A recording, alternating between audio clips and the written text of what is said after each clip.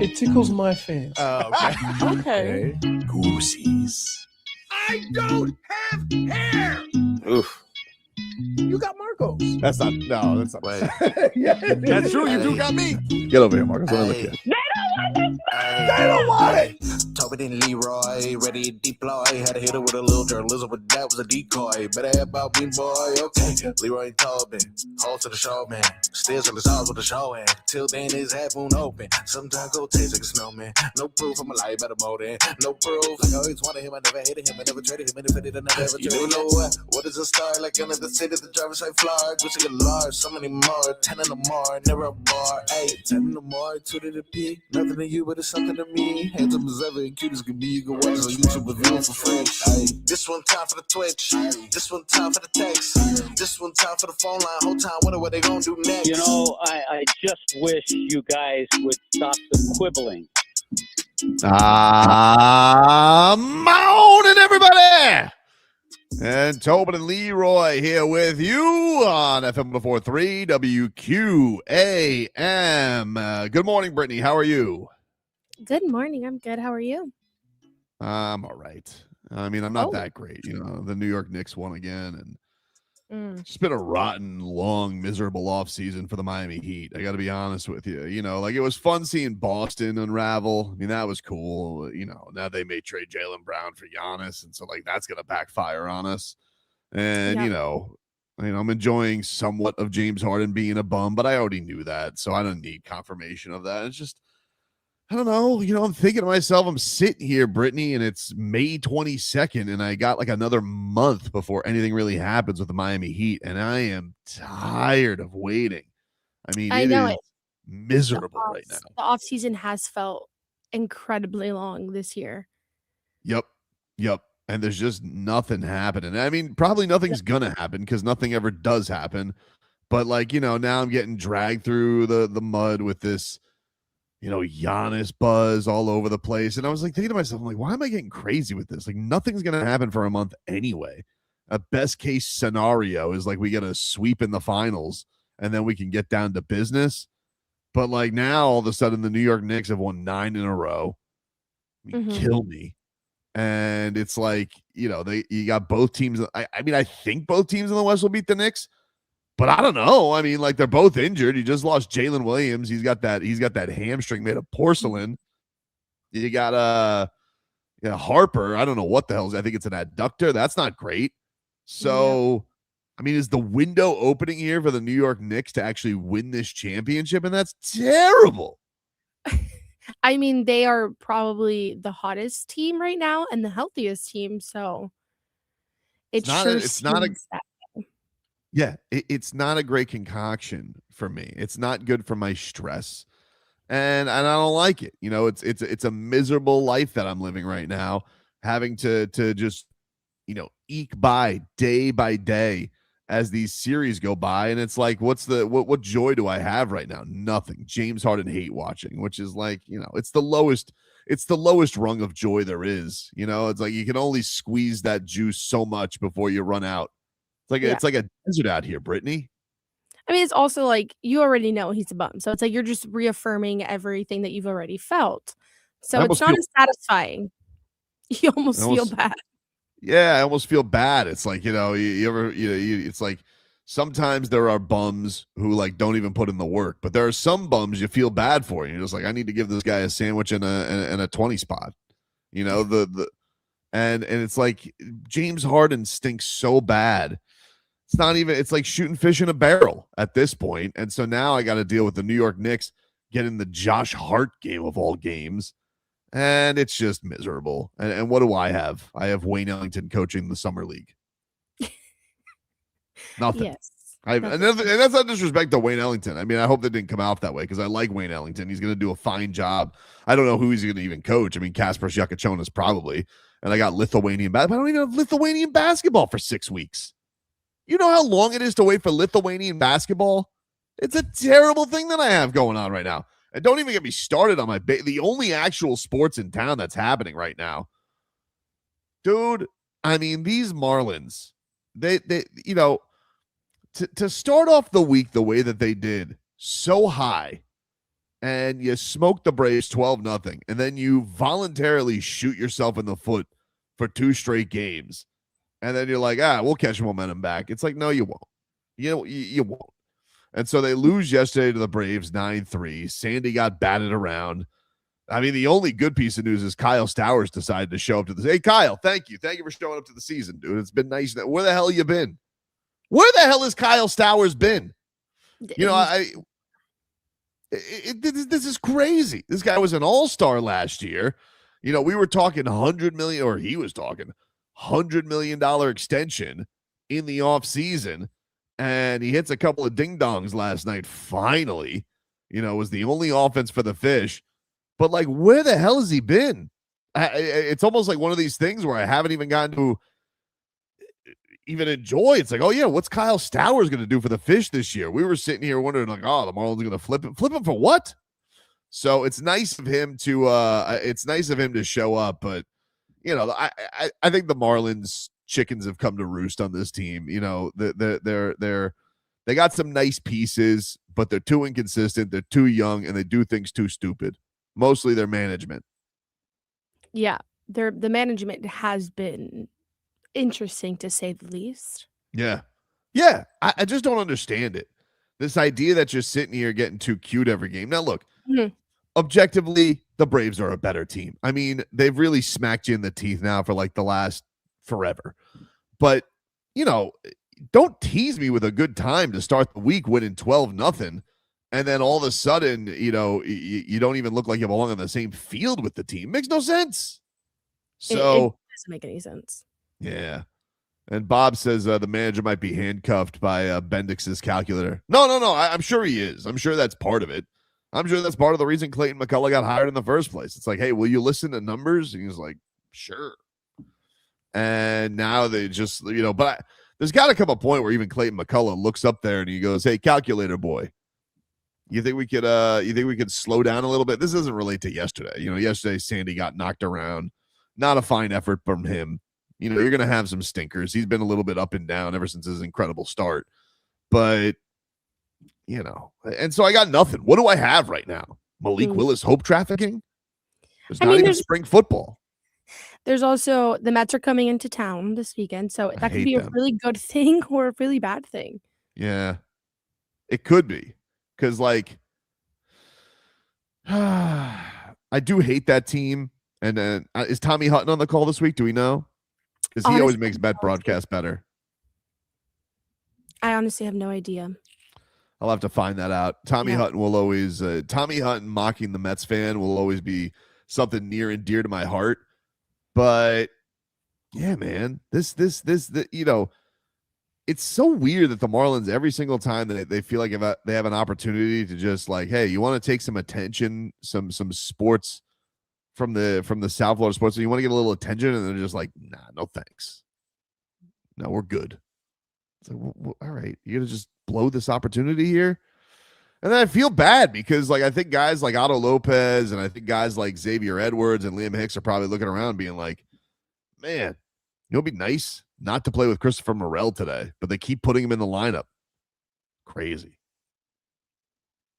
I don't like it. So anyway, the headlines are brought to you by Doral Volkswagen, home of the Pricito, our lowest price. Visit us at Doral Volkswagen or DoralVolkswagen.com. Marlins lose 9-3. Kyle Stowers, pair of home runs. Fish back at it tonight. They take on the Mets. First pitch tonight, 7:10.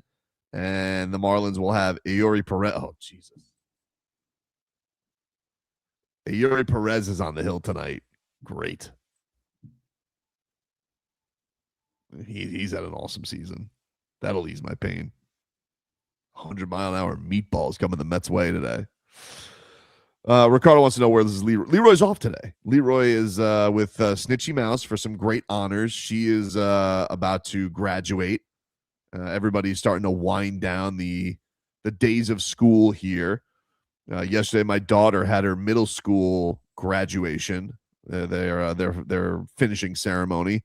So they get sent off to. I can't believe I have a high school student. That's crazy. That is crazy. Yeah, and I'm not ready for that. That is absolutely bananas. So we were there yesterday. She was getting her 8th grade certificate / medal, which was cool. And then and now Leroy is doing the same thing. She's got the big one though. She is finishing up with high school, and she's going to go off to college. Our snitchy mouse, and so we're very proud of her. Rebecca does a fantastic job. She's worked very hard at school, and so she's getting some honors today that Leroy is partaking with his daughter. So that is where he is at.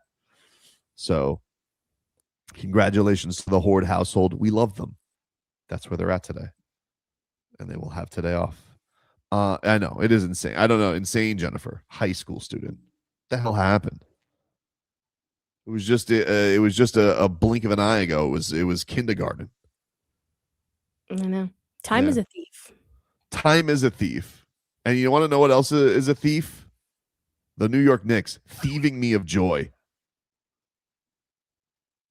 You know, when my daughter was brought into this world, the Miami Heat were riding high and mighty.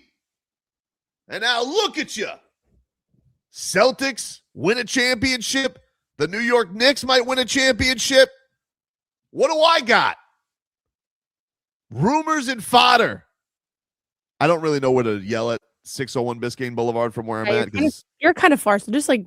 But just go north. Just in general. What do I have? Nothing. Unbelievable. So, any hoodles, we got that. Weather. That's brought to you by Tornado Roofing and Contracting, helping homeowners stay safe this storm season. Visit tornadoroofing.com for a free roof and window estimate. Currently, right now, in hell, it's frozen because the New York Knicks are 2 wins away from the NBA Finals. That's your weather. Timo Slice says, wow, he's in a great mood today. I should be in a better mood. It is Friday. It is Friday. You're home, you know. I should be in a better mood. It's a holiday weekend. Yeah. It's a holiday weekend. I am excited. I got the Mandalorian tonight. I'm going to call boxing tomorrow, which is going to be fun, from Germany and Mexico. If anybody wants to tune in, check it out. ProBox TV on YouTube. You guys could see it. It's going to be a great day of the sweet science. But yeah, I woke up today, and it was a nice night personally last night, but the sports life right now is miserable. I can't mince words. Like, what do we have? We have nothing down here. How many more times we want to blow smoke up your ass with Jeff Hafley? There's nothing happening right now. It is a barren wasteland, and the New York Knicks are 2 wins away from going to the NBA Finals. Who the hell can enjoy a sports life like this? RVA Richie wants me to snort some OTAs. For what? Don't even have Ruben Bain. The funny thing is, you're allowing the Knicks to ruin everything in your life, because if the Knicks weren't up 2-0, I think you'd be sniffing some OTAs. Maybe. You could be right. But it's like I can't even enjoy the fodder. It's one of these things. I've been dealing with the Giannis thing for forever. It's not even new, and it's like nothing is going to happen. Yeah, now that it seems that even more teams are involved, it feels as though that one's kind of out of our grip. Maybe. I mean, maybe it's out of the grip, but even if it's not, nothing is going to... Like, everybody yesterday was acting like the Giannis trade was going to happen, and I'm like, it's not happening for like a month. No, my friend texted me and he was like, we're going to get Giannis. And I was like, where? In what universe in May are we getting Giannis? Yeah, maybe we get Giannis, but I'm not getting Giannis for a month. It's like you ordered something and it's like a pre-order. Yeah, even if he is house hunting. Ocho Cinco's getting us all up in a lather, which is fun. I mean, these are things that I usually enjoy, but I still got to wait a month. And now I'm like, do I even waste time? Like, I was having some fun scouting on the draft, but I'm like, is that a waste of time? Because are they just going to trade that pick? I don't know. It feels as though that's probably going to be the case, even if it's not for Giannis, just in general. Yeah, we'll see. Anyway, if you guys want to get on the show, you guys can get on the chat, 104.3 WQAM Miami, 104.3 WQAM on Twitch. We will stream and take you guys up until 2 o'clock. Lots to get to here on a Friday. We're back after this.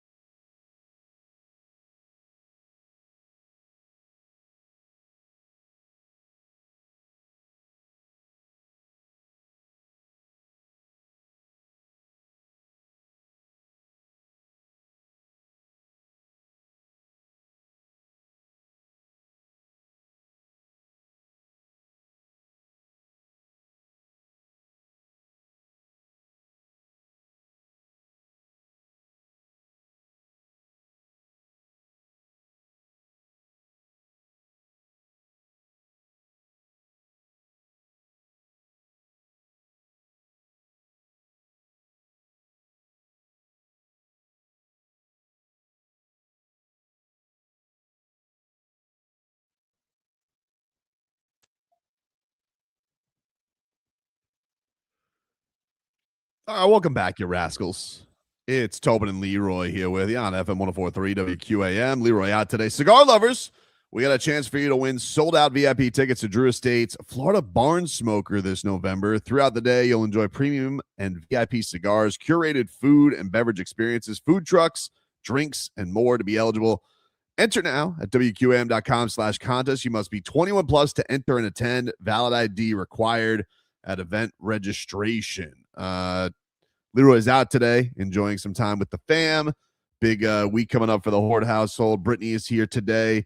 Jennifer is going to join, I imagine, eventually. Tonight, it is Naruto night at the Marlins game. I think that's anime. I'm not really sure. Yes, do you watch Naruto? No, I don't, but I have a lot of friends and family that do. Yeah, I think it's popular. But they have announced today the special menu items for tonight. They just put this out. So if you guys are watching on YouTube and Twitch, I have the picture there. They got a smoothie.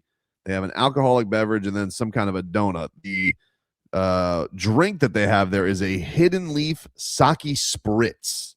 Wow. Yeah. It sounds good. So tell Hockman it might be a ballpark night for him. You have a chakra mango milkshake, and then they have a Sakura swirl donut, which is available at Billy's Bites. So those are your exclusives tonight at the Marlins game, which do look delicious, but I won't be there. I'm going to be at Mandalorian tonight. Is it premiere night? Yes, it is. Oh, you're serious. Yes, it is. Well, my son and I have been looking forward to this very much. I'm not like the biggest Star Wars fan in the world. I didn't even see 2 of the new movies.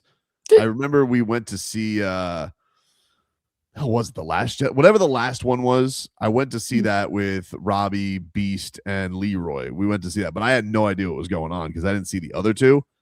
But I like Yoda and I like Baby Yoda, and so I got into the Mandalorian. And plus, a great cast originally. Yes. You know, you had, of course, Gina Carano before she was fired. She was in the Mandalorian, and as was the legend Carl Weathers, who, of course, played the great Apollo Creed, which we miss Carl Weathers every day. But I like the Mandalorian. It's a good show, and I was just into it, Brittney. And so my son wasn't. I don't even think my son has seen all the Star Wars movies. We just like Mandalorian. So we're in. We got our seats. Me, Tommy, Mrs. Tobin, my friend Sophia. She's like, I'm out hanging out with friends tonight. So she bailed on us. But yeah, we're going tonight. We're very excited for this. Well, I'm excited for you. I've been loving all the press with baby Grogu, and he's just so adorable. He is. He's super adorable. Absolutely. I don't know. Like, people got very bothered when he, when we all just found out that his name was Grogu instead of just Baby Yoda, but I'm all for it now. But Schmithan says, do we miss him every day? I have. I miss Carl Weathers every day. And in fact, I don't know if you saw this, Schmithan, you bastard, but there was a clip. Hockman actually sent this to me. There's a clip that went viral from Rocky IV, a deleted scene from Rocky IV, which I had never seen before, from Apollo Creed's funeral, where he goes out and he's given the speech. And it's basically him and Duke are giving speeches at the funeral where everybody's kind of looking at him side-eye because they never threw in the towel for Apollo Creed, and he, spoiler alert, tragically got killed by Drago in an exhibition match. Mm-hmm. And, they're like, Duke was sitting here being like, this is, the life that we choose. And then Rocky's like, I'll miss him every day. I love him. And then he's crying. But I think the thing is, I think the reason that they deleted it, I just don't think that Sylvester Stallone quite hit the pain that he did in Rocky 3. And maybe, I didn't really look into research on this, but I think Stallone probably looked, I know that the tweet said he wanted a faster paced movie. And so what they ended up doing was he rides silently and sadly on a motorcycle, Brittney. Have you ever seen Rocky 4? Yeah, of course. Rides silently and sadly to No Easy Way Out, and then he throws his helmet at his statue because he's so mad at himself for allowing Apollo to die. But I think they probably didn't want to be too repetitive. Not that Rocky movies aren't always repetitive, but I think he didn't want to be too repetitive from Rocky 3 when Mickey died. That's my theory on it. That's true. Yeah. But then they made a whole entire other series about Apollo's son. So but he didn't write that. He didn't write that. Well, yeah, it was Ryan Coogler who wrote it. Ryan Coogler wrote that. Yeah. So I think that was the, and by the way, very good job he did. Really brought it back. Yes. Now I liked Rocky V and Rocky Balboa, but a lot of people didn't. I don't think I watched that one. Rocky Balboa? Yeah, no. Oh, you should. It's really great. I think I just watched 1 through 4 and then the Creed movies. Okay. Well, look, if you're ever doing nothing and you happen to watch on stream, Rocky V is what's thought of as one of the worst movies of all time. Now, I liked it. I thought it was misunderstood, but people didn't like it because, spoiler alert, there's no real fighting in Rocky V. It's a lot of Rocky's downfall, but I think it had some good it had some good elements of the boxing game about how boxers are screwed and promoters get the best of him, and he has the rough relationship with his son. He's looking for identity. I thought there was a lot of good to Rocky V that people just didn't seem to respect. Plus, I think that coincides with his character in the Creed movies. So I can understand why now in this universe where we have the Creed movies, it'd be a great prequel. Yep. Yeah. So if you ever do anything, watch Rocky V. But the other thing that Hockman sent me that was pretty crazy was have you ever seen the movie The Warriors? I don't think so. So I had never seen The Warriors either. It was a cult classic in the 70s, and it was a gang in New York that was at a gathering of all gangs of New York. Now, not the movie gangs in New York with Daniel Day-Lewis, the butcher, but all these gangs in New York met for a congregation to come together because the cops, they felt they were pitting the gangs against each other and they couldn't get business done. Gang business. They didn't really specify what it was. But at this, spoiler alert, if anybody, not for you, Brittney, I'm going to tell you regardless, but anybody else who doesn't want to know the secrets of the Warriors. So there was this guy named Cyrus. He was the leader of the Riffs. Okay. Have you ever heard Shaquille O'Neal saying, "Can you dig it?" Yeah. This is where he gets it from. So Cyrus leads all the gangs to bring them all together. All right. There's going to be harmony amongst the gangs, and the Warriors are amongst them. And there was, I forget what the name of the rival gang was, but the other rival gang that the Warriors were framed by, they killed Cyrus. And they're all sitting here freaked out because somebody killed the leader of the Riffs, who's trying to bring everybody together, and he was assassinated, right? And so the plot of the movie is this guy. Have you ever seen Warriors come out to, have you ever heard that? Come out to play. No, it's not okay. real. It's a very famous line. You really probably should. That pop culture reference, you should know that. But no, you should know that. I know you're very young, but you should know that. But anyway, what was it? The Rogues? Is that what they were called? RVA Richie? Anyway, they framed the Warriors. They're like, "Who shot Cyrus?" And he goes, and they're like, "It was them. It was the Warriors." And so the Warriors are like, "Whoa, it wasn't us," but they all, too late, damage is done. All of the gangs are after the Warriors. And so the Warriors have to find their way from where they're at all the way back home to their home base at Coney Island. And in the midst of this, they come across trouble. They have to fight gangs, Baseball Fury, which is a gang that is dressed up like baseball players with face paint. There's no guns. Except for the guy who shot Cyrus. So ridiculous. There's also a gang. All the gangs have themes. There's also a gang. I see that. There's also a gang that they were mimes who roller skated. Were they mimes or did they just roller skate? Maybe they just roller skated. Anyway, so I had never seen the Warriors either, but when I was producing Hockman and Zaslow back in the day, we got into this whole thing about the Warriors, and we were gonna have a movie screening for listeners. Our program director at the time, Todd Castleberry, he was supposed to put it together, and he never did. I mean, he just kept stringing us along. But Hockman sent me great news, which is the Warriors is being remade into a Broadway show. Lin-Manuel Miranda is putting together a Broadway show next spring called The Warriors. And now so you piqued my interest. I'm telling you. So this is gonna. I'm telling, dude. First of all, what is it? He's like the most famous screenwriter there is right now for Broadway. Is anybody better than him? I mean, he wrote Hamilton. Yeah, which is phenomenal. If you have never Hamilton seen it. in the Heights. Am I missing? He has another famous one, doesn't he? Yes, the Palm Tree Club or something of that nature. Either way, he's writing, I guess, a rendition of The Warriors on Broadway. And now they didn't sing in The Warriors. There was a great soundtrack in The Warriors, but a lot of them were instrumentals. So I am curious how he's going to do this. But I'm telling you right now, Brittney, get the jump on it right now to get ready for Broadway and go watch yourself The Warriors. I'm sure you can get it free anywhere.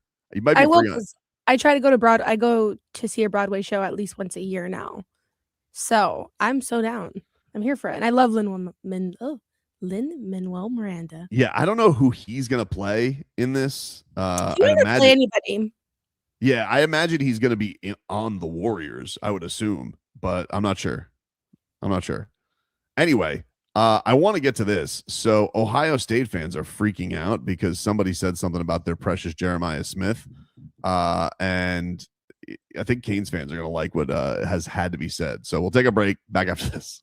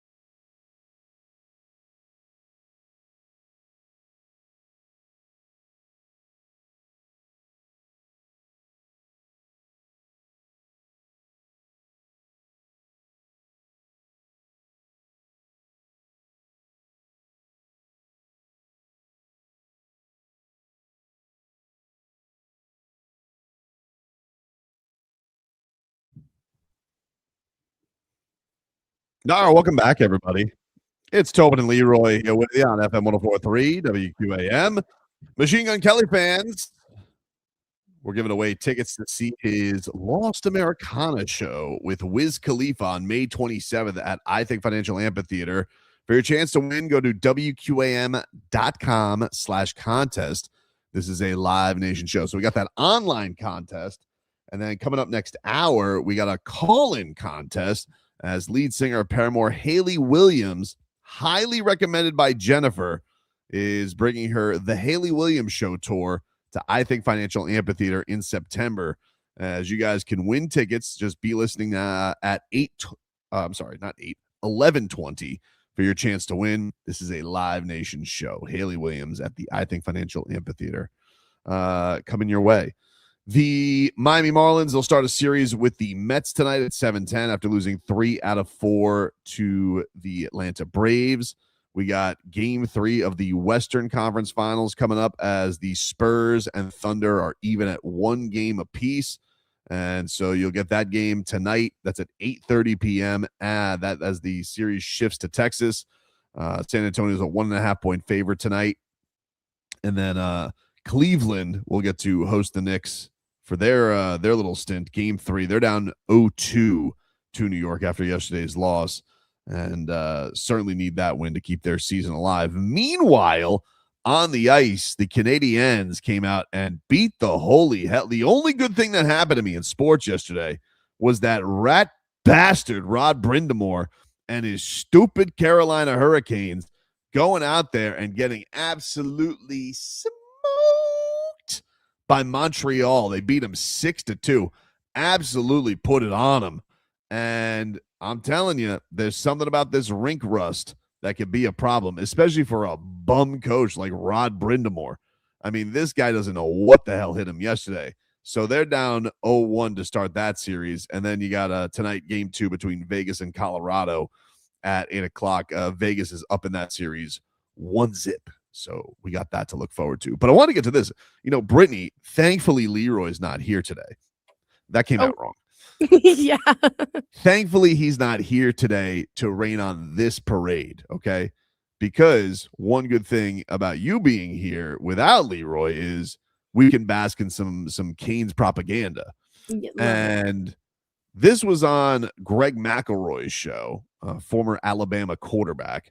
And he was talking about on his podcast, all right, this podcast boy actually had a good point. He was talking about Jerimiah Smith, who everybody thinks is going to probably be at least, maybe the number 1 pick, but probably like the number 2, 3, 4 pick in this year's draft, depending on how desperate teams are for quarterbacks. Everybody says, oh, he's the best football player in the country. Greg McIlroy is not so sure, as he thinks that him versus Malachi Toney, not as easy a battle as people make it out to seem. Here was Greg McIlroy. Who do you think is the all-around better football player, Jerimiah Smith or Malachi Toney? This answer might surprise many. The answer is Malachi Toney. I want to be very clear about what I'm saying because the answer requires a lot of context here. Jerimiah Smith is without question the best wide receiver in college football. Full stop, right? Not one of the best, not a Biletnikoff candidate. He's the best. No one's going to deny the reality of that situation. I'm not saying he's better than Jerimiah Smith at playing wide receiver. He is not. Nobody in college football is better than Jerimiah Smith. But what I'm saying is that Malachi Toney is a different kind of football player entirely. That's because he has to be. He doesn't have Jerimiah Smith's size. He does not have Jerimiah Smith's physical dominance at the catch point. He's just 5'11", 188. And that 5'11" might be a touch generous. Jerimiah Smith is built like a weapon, right? Just unbelievably put together. Malachi Toney is built kind of like a problem, right? He's got to find a way. If you look back to his senior year of high school, he was American Heritage's starting quarterback when the starter actually had a season-ending injury in the state playoffs. Well, Toney steps in, throws for over 520 yards on 53 attempts as a high school starting quarterback, 8 touchdowns against just 1 interception. He led American Heritage to the state championship and was named the Florida High School Football Player of the Year. He decides to reclassify, enrolls early at Miami, and immediately became the best player on a team that went all the way to the national championship game. So when I say that Malachi Toney is a better all-around football player, that's a full picture. There you go. That is Greg McIlroy on the battle between the two of them. And obviously, this got Ohio State fans. They got their bees in a bonnet, dude. They were not happy about this. I mean, but here's the thing. That's tough nuggets, dude. I don't know what to tell you. I mean, first of all, look, Jerimiah Smith is awesome. Nobody's trying to say that he's not. And you know that he's actually got regret in his heart because we all saw his look at the podium last year. All right, I don't know what kind of a Brinks truck Ohio State had to bring to him to not jump ship, but I've never seen a face of somebody who looks like they wanted to jump ship back to Miami like I saw from him last year. I mean, we all saw the press conference, right, Brittney? It was very clear. Yeah, and after the game, when he was sticking around and talking to everybody, and they were trying to usher him off the field, and he was not having it. Trying to sweep him away. And here's what I would say. Like, yeah, Jerimiah Smith's got all the prototypical stuff. But the other thing is, like, we still haven't really, I mean, like, this is the thing I'm looking forward to with this season. Like, have we scratched the surface yet with Malachi Toney? Because he's still so damn young. Like, what's still left in the toolbox to learn for this guy? Because, you know, you're bringing in all the things that, you know, Greg mentions there, all the things that he's done even in high school. But we saw last year with the Mally Cat and all the plays that he's able to do and how much faster he is from everybody else. So, like, yeah, I mean, Jerimiah Smith probably should be a leg up as a wide receiver and obviously has that prototype size. But also, he's older than Malachi Toney. And Malachi Toney is, I mean, what, going to turn 19 like week 3 next year? Yeah. He's still a baby. He's still a baby. He has still so much room to grow. And like, if you see pictures of him, even from when he started last season to what he looks like now, like he's just gotten bigger. And he's not wrong. He's the better all around athlete. He has to do more than Jerimiah Smith does because, like he said, Jerimiah Smith has the prototype body of a wide receiver. So I don't disagree that Malachi Toney is the best football player, athlete in college football right now. I wouldn't disagree with that. I think there's definitely a case to be made about that. I think the thing that's going to be crazy because Mario Cristobal probably went through last year and he's probably thinking to himself, like, all right, how much can I put on this kid's plate? And like, you just learn more and more and more as the year goes on. And then obviously like what he does, you know, in the playoffs and, you know, the way that things are able to bounce back from the terrible fumble and all that type of stuff. That was probably the biggest issues. There was some ball security stuff, but I mean, now that you have that already under your belt in your first year, I can't even, like, the sky's got to be the limit for what he thinks he can do for Malachi Toney this season. Oh, absolutely. I think you got to see him last year be a key part of the offense. Now I feel this season we're going to see him be the outlier of the offense. Like the offense is going to move around him, and in my opinion, it has to. Yeah. I mean, it's, you know, like we'll see what, you know, some guys take, you know, with the, you know, Barkey coming in here and if Moore takes a step and whatnot, but also, you know, you got a quarterback is not as much of a veteran. He's going to be stepping onto a bigger stage. Like you're going to want to lean on a Malachi. I mean, listen, they're always going to have Fletcher, who's going to be like probably the heartbeat of everything. You could always trust that. But man, I like, it is kind of crazy because you go and you think about the way he burst onto the scene last year. And yeah, if Jerimiah Smith was draft eligible this year, he might have been the first wide receiver taken at this age. So I'm not trying to disparage the kid's talent. It is. I'm just saying for people to think about that guy in the realm of, hey, these two individuals, yeah, maybe one guy's a pure better receiver, but you got so many options with Malachi Toney. Like, my God, it's like, I'm sure that the entire coaching staff has to be salivating. And then you just think about how much buzz there is around him, like the way that he's just treated like a star in this town already. From all the kids when he goes to these camps. I mean, he's already looked upon as like a hero, which is so friggin' cool. I don't know if he's not already, like, I won't say he's the best athlete in town because, I mean, obviously you look at like Barkey or some of the Panthers and stuff like that, but, you know, football is so meaningful down here. I think he's probably like the coolest athlete probably in town right now with everybody. He probably is. I think he's probably the most notable one. I mean, to come in as a 17-year-old freshman and be a key part in going to a national championship in your first season is great. Like, that's and to lead your team in touchdowns and yards and to break the receiving record at like with all the great receivers that have come before him, I think he's probably has the most hype around him as an athlete right now in South Florida, without a doubt. Yeah, Toboggan says he's the most exciting to watch. Yeah, I mean, like, if we're gonna go league for, I mean, Achane is exciting too, but you know, that team doesn't have any expectations. So like, there is a little bit of a like, there's a bit of a different element to it. It's not Devon, and by the way, it's not Devon Achane's fault that the team is unproven. Yeah. But like, if I told you, I would wonder this I wonder if he's popular enough, and if anybody could track this, maybe like Kane Sport could track this or something like that. But I would be curious to know, like, could anybody give me blow for blow who sells more jerseys this year, Devon Achane or Malachi Toney? I would like to know that in South Florida. That'd be interesting. Like, who's moving more merch this year, Malachi Toney or Devon Achane? Especially since he just changed his number. Yeah, well, true. Yes, he went to 1 this year. So I would be curious to know that. Like, who's the guy right now that is like, hey, if your kid is got a birthday coming up or Christmas and they're a Canes and Dolphin fan, which one would they be more excited to get their jersey? Like, if they had the opportunity to have one. I just feel like it's Malachi Toney. I think it is too. I think it's just. Plus, the Dolphins jersey can be, you know, I mean, if it's the throwback, that's cool. But it has to be it has to be the throwback. It has to be the throwback. It can't be anything else. My 17-year-old cousin, asked for a Malachi Toney jersey for Christmas. Mm-hmm. Did he really? Yeah, he got it. That's awesome. And it's number 10 now. That's a throwback.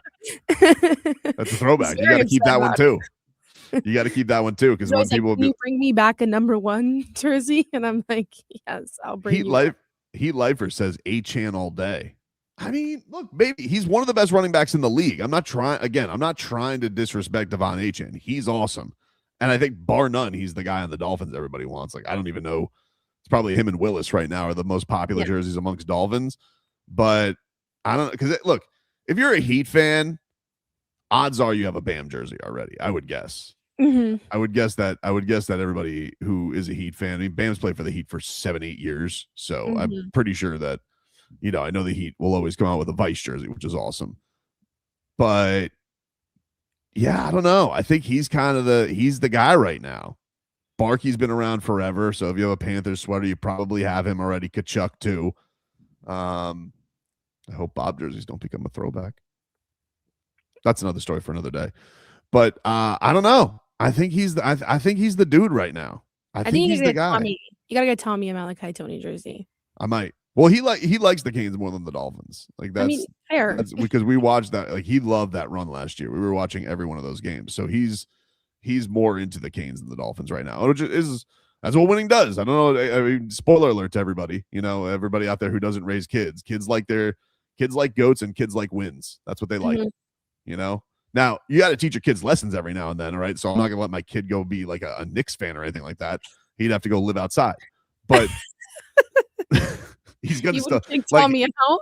No. He's going to wear a Pella Larson jersey and like it. Like, you know, if my son ever came to me and said, "Papa, I want a Jalen Brunson jersey," I'd be like, "You'll get a Yakachonis and like it, okay?" That's just what it's going to be. I'm sorry. That's how it is. In fact, if he ever said that to me, first, I might make him like drink some soap. Like, he's gonna have to wash his mouth out just for having some filth come out of his mouth like that. If he ever said that, I'm kidding. Obviously, I'm doing a bit.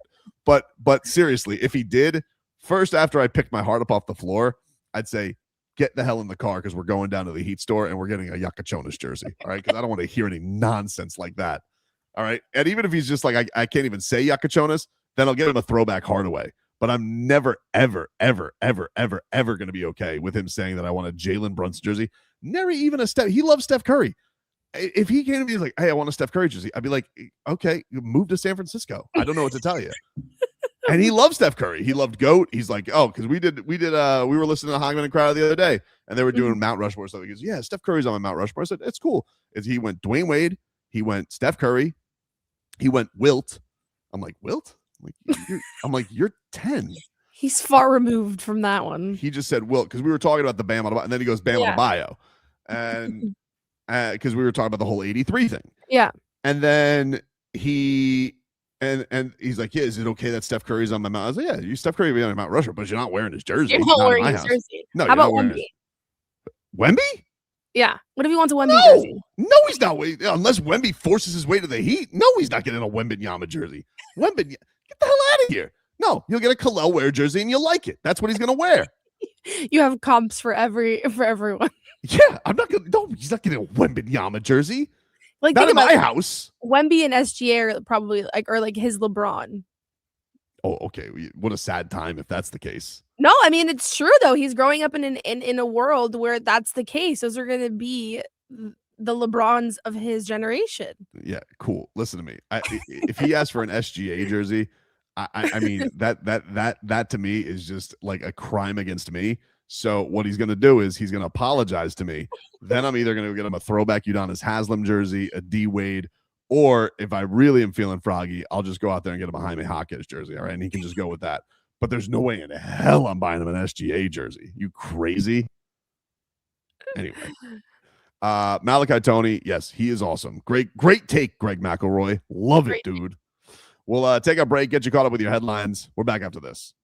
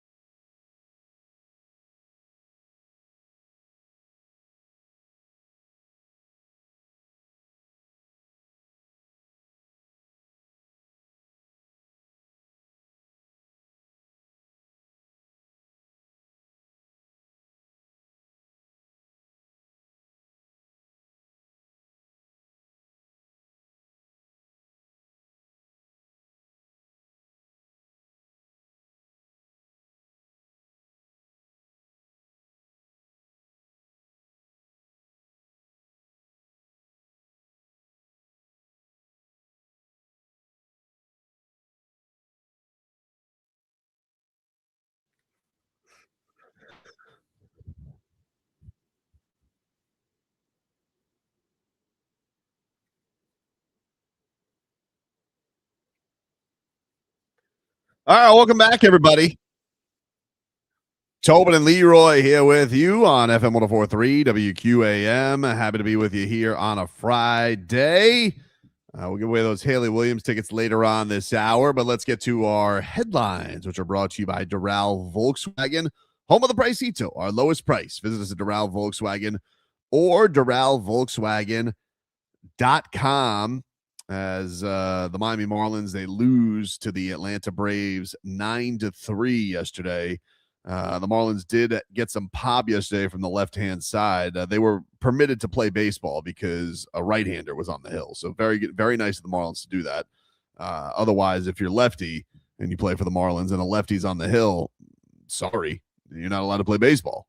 So it was great to see them have permission to play baseball yesterday. Owen Casey went deep. Kyle Stowers went deep twice. Those were the runs for your fish yesterday, but unfortunately, it was not enough to keep pace with the Braves, who really put it on the Marlins after stinking up the joint in that first game of the series. So the Marlins will look to bounce back tonight at 22 and 29. Oof, that's a good looking record. Not great. Where are they in the East right now? Marlins currently, dead last. Well, it was fun while it lasted with the Mets being terrible. Now, the Mets still are terrible. Don't get me wrong. They're half a game up on the fish, 22 and 28. But Don Mattingly has turned around the Phillies. I mean, that's crazy. Who would have seen that coming? The Phillies were dead in the water last month, and Don Mattingly takes over. They're incredible. Like when I was in Maryland, I was like, Don Mattingly took over. And then the Phillies are now 500. And no, still 9.5 back at the Braves. The Braves are going to run away with this division, but yeah, not great. Marlins in last place. Not awesome, Peter Bendix. Not awesome, dude. So, what is your calculator saying now, buddy? Yeah, I don't know. Maybe more Christopher Morel. Maybe that's what we need. Maybe more journeymen to play because they're right-handed. You got nobody in the minors that could do better than this? I'm just asking something. Like, at what point do I get to look at Peter Bendix and be like, hey, all those prospects you're trading for, right? Because that's probably what's going to happen. Like, they'll take Xavier Edwards and they'll be like, you know what? We'll trade him too. And we'll get prospects. At what point do they get to pan out? Like, when do we get to be the Rays? I'm just asking a polite question, okay? Because, the Marlins, just went out there and played the Rays. They lost 2 out of 3 to them. But I'm just asking, just as a general question, as a guy that we took from the Rays, when do we get to be the Rays? Because we had this whole song and dance with the Jeter era too, and Kim Ng came and made a playoffs. I'm just wondering because I don't know if I was expecting playoffs this year, but they got off to a nice start. You've been in some competitive games. You beat the Dodgers in a series. You've had some regrettable blown series. So I see talented players. I mean, I think the thing that's but here's the thing that's disappointing about it. When you're going to rely on so many young guys to keep their careers up, you're going to probably have to expect some slumps. And so maybe guys like Augustine Ramirez coming in this year, you're hoping for a little bit more. No. Yuri Perez, you're going to make your number 2 starter. He can't get his mechanics together. You have Kyle Stowers. Okay, has a big night last night. Finally, we've been waiting for it. The guy hasn't been able to hit the ball out of the ballpark. You've had some nice surprises. Liam Hicks has been awesome. Props there. Okay, I'll give you that. Love Liam Hicks. It's been great. Xavier Edwards is, hitting like one of the best players in baseball. Otto Lopez has been an absolute hit machine. Great job. Okay. But outside of those 3 guys who you can rely on every single night, and then sometimes you won't play one of them because a lefty's on the hill, in the dramatic zoom in. I'm just trying to figure out, Peter Bendix, when do we get to be the Rays? Just let me know. Is it 2 years more? Is it 1 year more? Like, when do we get to have those fair expectations every single day? Because that's always the blueprint, right? Is it not? And look, they're a great organization to model after. They're in first place right now in a division with the Yankees. They got a healthy lead on them. So obviously they do things right. I think it's a good organization to model after. But what is the time? What is the timetable for that? I think it's a fair question to ask. Because it was a cute. Go ahead, Brittney. No, I was just saying it is a fair question to ask. Yeah, it's a fair question to ask. I'm not trying to be a jerk. I don't want anybody fired. I'm not here to fire anybody. I'm not doing that. I'm asking questions as a Marlins fan. Loves this team. This is my first sports love. I see some things that I like, and then I see things that unbelievably frustrate me. Usually half the games when there's a lefty on the hill. Bullpen, it is what it is. I know bullpens are squirrely all over the league. They could be, they could be touch and go. Max Myers had a nice season. Sandy, I love him. I will ride with Sandy the entire way, even if he's not the same as he was before Tommy John surgery. But, I will always trust Sandy Alcantara on the hill. Yuri Perez, probably a little in over his head, but you probably don't have the arms. You just had Snelling. One of your top prospects is going to get Tommy John surgery. So I'm just asking, when do we get to be the Rays? Give me, if I could get an estimate on that. All right. You look fantastic with your sweater there as you're sitting there, Peter Bendix, with your golden calculator and your analytics. And Bruce Sherman will sit here peacocking about the weight room that he spent. And that's great. You're spending $3 on a first baseman, but that's fine. I'm glad that you guys can get your swole on. When do we get the Rays? When do we get to be them? When is that? Because I'll tell you one thing, the Marlins promotions, they're doing a bang-up job. The Marlins promotions are doing awesome. They got great promotions every single week. We've been talking about this for 4 years. They're better than the Rays when it comes to promotions, doing everything they can to get people out to the ballpark. But when do we get a little bit more consistency? When do we get something that we could really trust as a formula to get going? Is it 1 more year? Is it 2 more years? What's the answer? How many more years? Is it a presidential term? What does Peter Bendix need to get this going? Because listen, I can understand you're handcuffed, right? Owner's a cheapskate. He's got no money. All right, likes to pretend that he does. Even though Forbes is saying that he's even richer, so I don't know what's going on with that. And I know you guys have hit with some stuff. You got to make your own way now with the media rights deal. You don't get that fat FanDuel check because I don't know, they just lit it on fire. I don't know what the hell happened over there. But when do we get to be the Rays? I'm just asking. I'm asking questions. These are fair questions. I just want to know. You let me know. Okay, good talk. That's all I need. That's all I need to get out there. That's all. As long as you got it off your chest. As long as you got it off your chest.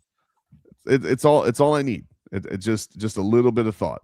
When do we get to be the Rays? Hopefully soon. Also, give you a weather update brought to you by Tornado Roofing and Contracting, helping keep your home and family safe when the storm rolls in. Visit tornadoroofing.com for your free roof and window estimate. Currently right now in Miami, it is 84 degrees, cloudy. It will clear up around noon today. Wind gusts up to 15 miles per hour. The humidity 72%. For everybody looking for their weather tomorrow, it looks like there's a 45% chance of rain on your Memorial Day weekend on Saturday and Sunday. So that typical 50-50 stuff that we're dealing with South Florida. You got any Memorial Day plans, Brittney? Anything you're going to venture out to the beach on this crazy weekend? Yeah, I'm going to the beach tomorrow. Probably the smart play. Yeah, I think it's the better. I think everybody's going to probably be there Sunday because then they don't have to work on Monday. They like to be out. So I'm going to go to the beach tomorrow, and then Sunday, my cousin's having a Memorial Day pool party. All right, that's a smart way to go. Say the Saturday. I think Sunday and Monday are going to be the crazy days, super crazy days. But Saturday you might still be all right, especially if you venture out there early. I hope people so. Will be hungover as hell tonight. I really hope so. I hope that nobody's. I hate going to the crowded beach. There's nothing that makes me more upset. What it is, it's trying to find a parking spot at the beach is one of the most depressing things ever at a crowded beach. Trying to find a parking spot in South Florida is one of the most depressing things in the world, actually. Oh, just yeah. Period. But the thing with the beach is you got to wait for everybody to put their stupid stuff back in the car, and they don't know how to do it. And then the people who want to run back to the car to grab something, and then you think they're leaving, but they're not leaving, and they're there for 5 years, and they don't let you know that they're not leaving. It's just. Guy says, Tobes, when are you going to a Marlins game? When can we expect to see Macho Marlins Man again? When were the Rays? That's when you can see it. When we're the Rays, I'll Macho Marlins Man got to have some really cool experiences when he got to go to opening day. It was kind of like the highlight of the character, but from what I hear from him, all right, because I'm not him, but I've heard from him that he said he'll come back when we're the Rays. That's when he'll be back. When we're the Rays, we'll be back. Then he'll be back. We'll take a break. More to come. We're back after this.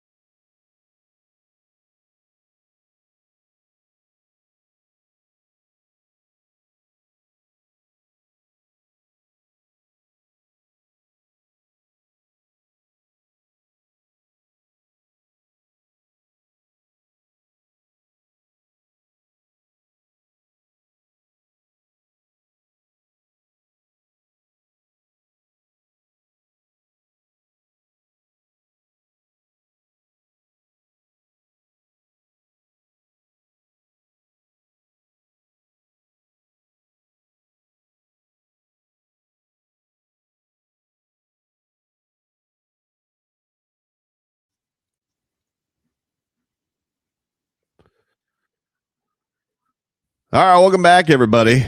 Tobin and Leroy here with you on FM 104.3 WQAM. Take you guys up until 2 here on the program. You guys can get on the chat at 104.3 WQAM on YouTube, Miami 104.3 WQAM on Twitch. Leroy's off today. We'll be back on Tuesday. We'll have the long weekend ahead. We will be off on Memorial Day. I believe Vlad and Marcos will be in on that day for some holiday action. So if everybody has a great holiday weekend ahead, and everybody be safe out there, all right? Tip your Uber drivers and, be responsible, okay? And if you're getting high as a kite, Yogi, same thing goes. Oh, my God. Let me tell you something right now. Hey, I'm going to be honest with you. I've never been a big smoker. I don't smoke cigarettes, never did cigars. And even when it came to weed, never been a smoker. But let me ask you something, dude.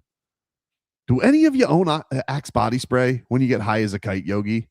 Because I'm like waiting at this restaurant last night, and this trio, I mean, they walk in, and there might as well have been a plume around them like Pigpen from the Peanuts.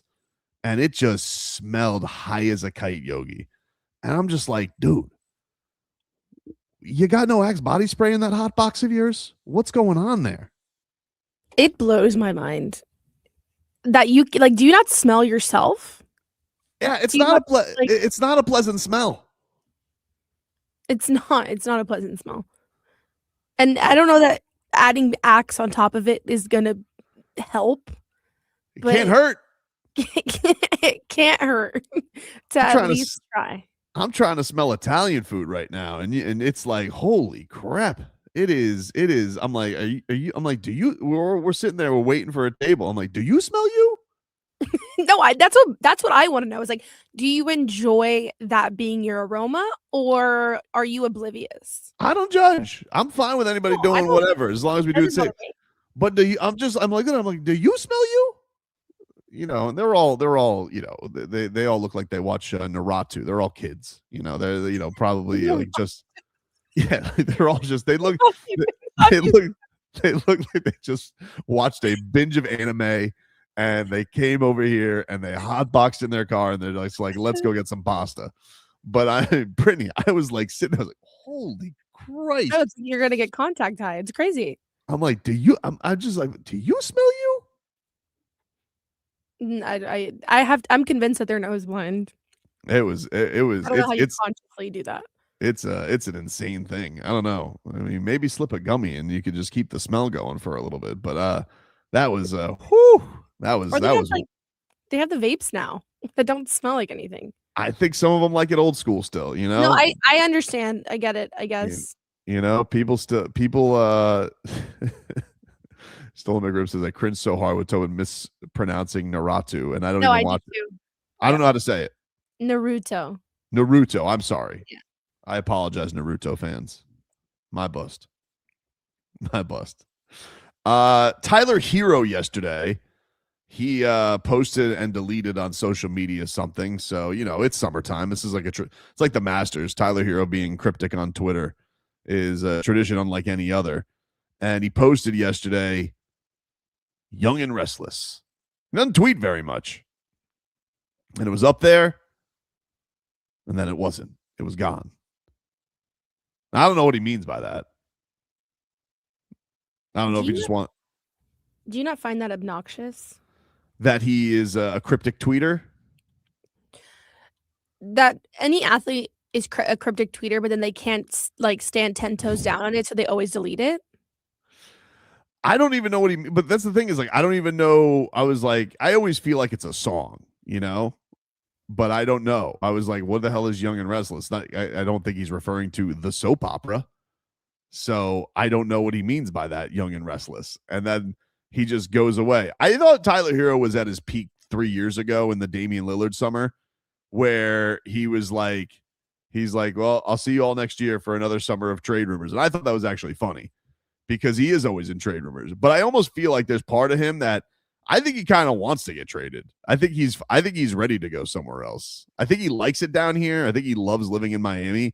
But I do think there's part of me that thinks Tyler Herro is like ready for a fresh start and that he does want to go somewhere else. And I think if it was to be in his hometown, his home state, I think you would probably dig some of that, but I don't know what the hell that means. Young and restless. Is he? I mean, he is young. Is he restless from the trade rumors?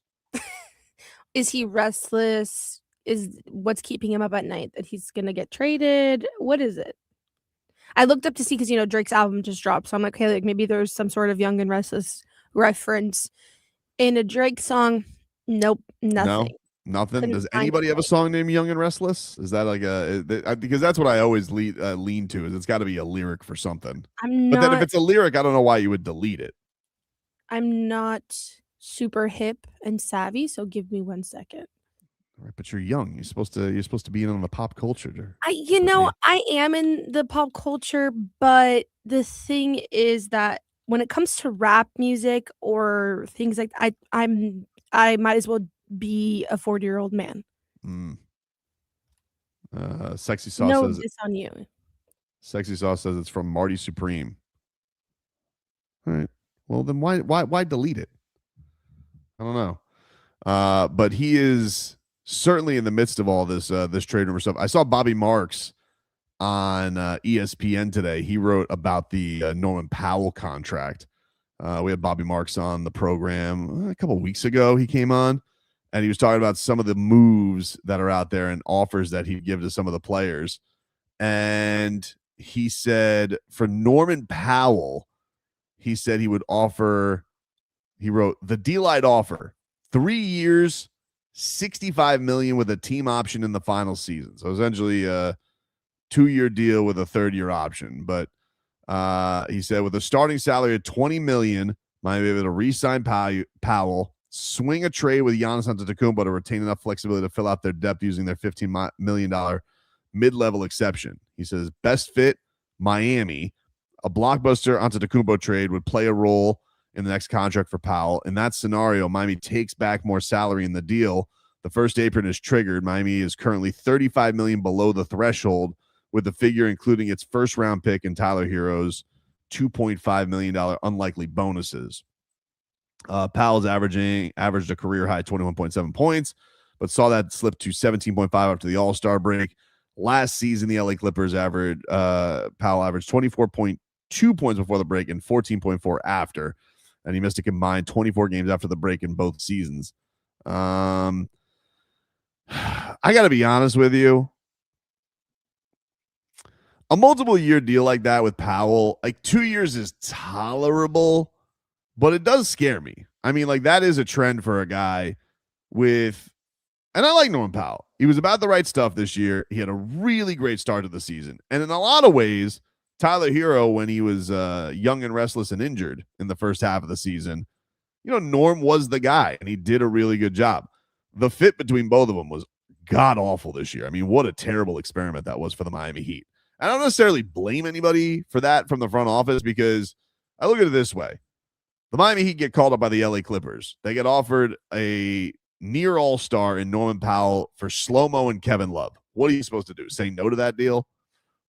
Like, obviously, you make that deal 10 times out of 10 and twice on Sunday.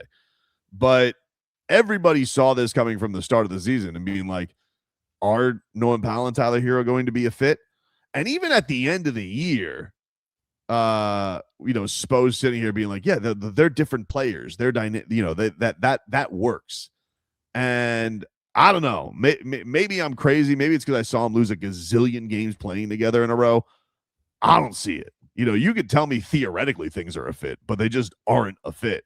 So let's just say the Heat, one thing's for sure, they obviously can't bring them both back. I mean, like, that would be malpractice to do that. You can't do it. That'd be throwing in the towel. Like, you're going to lose so much morale if you do that. Yeah, you can't do it. And then you have to add on to the fact of, okay, this is a guy who's on this side of 30. You're going to bring in Giannis, who's a little bit on the other side of 30.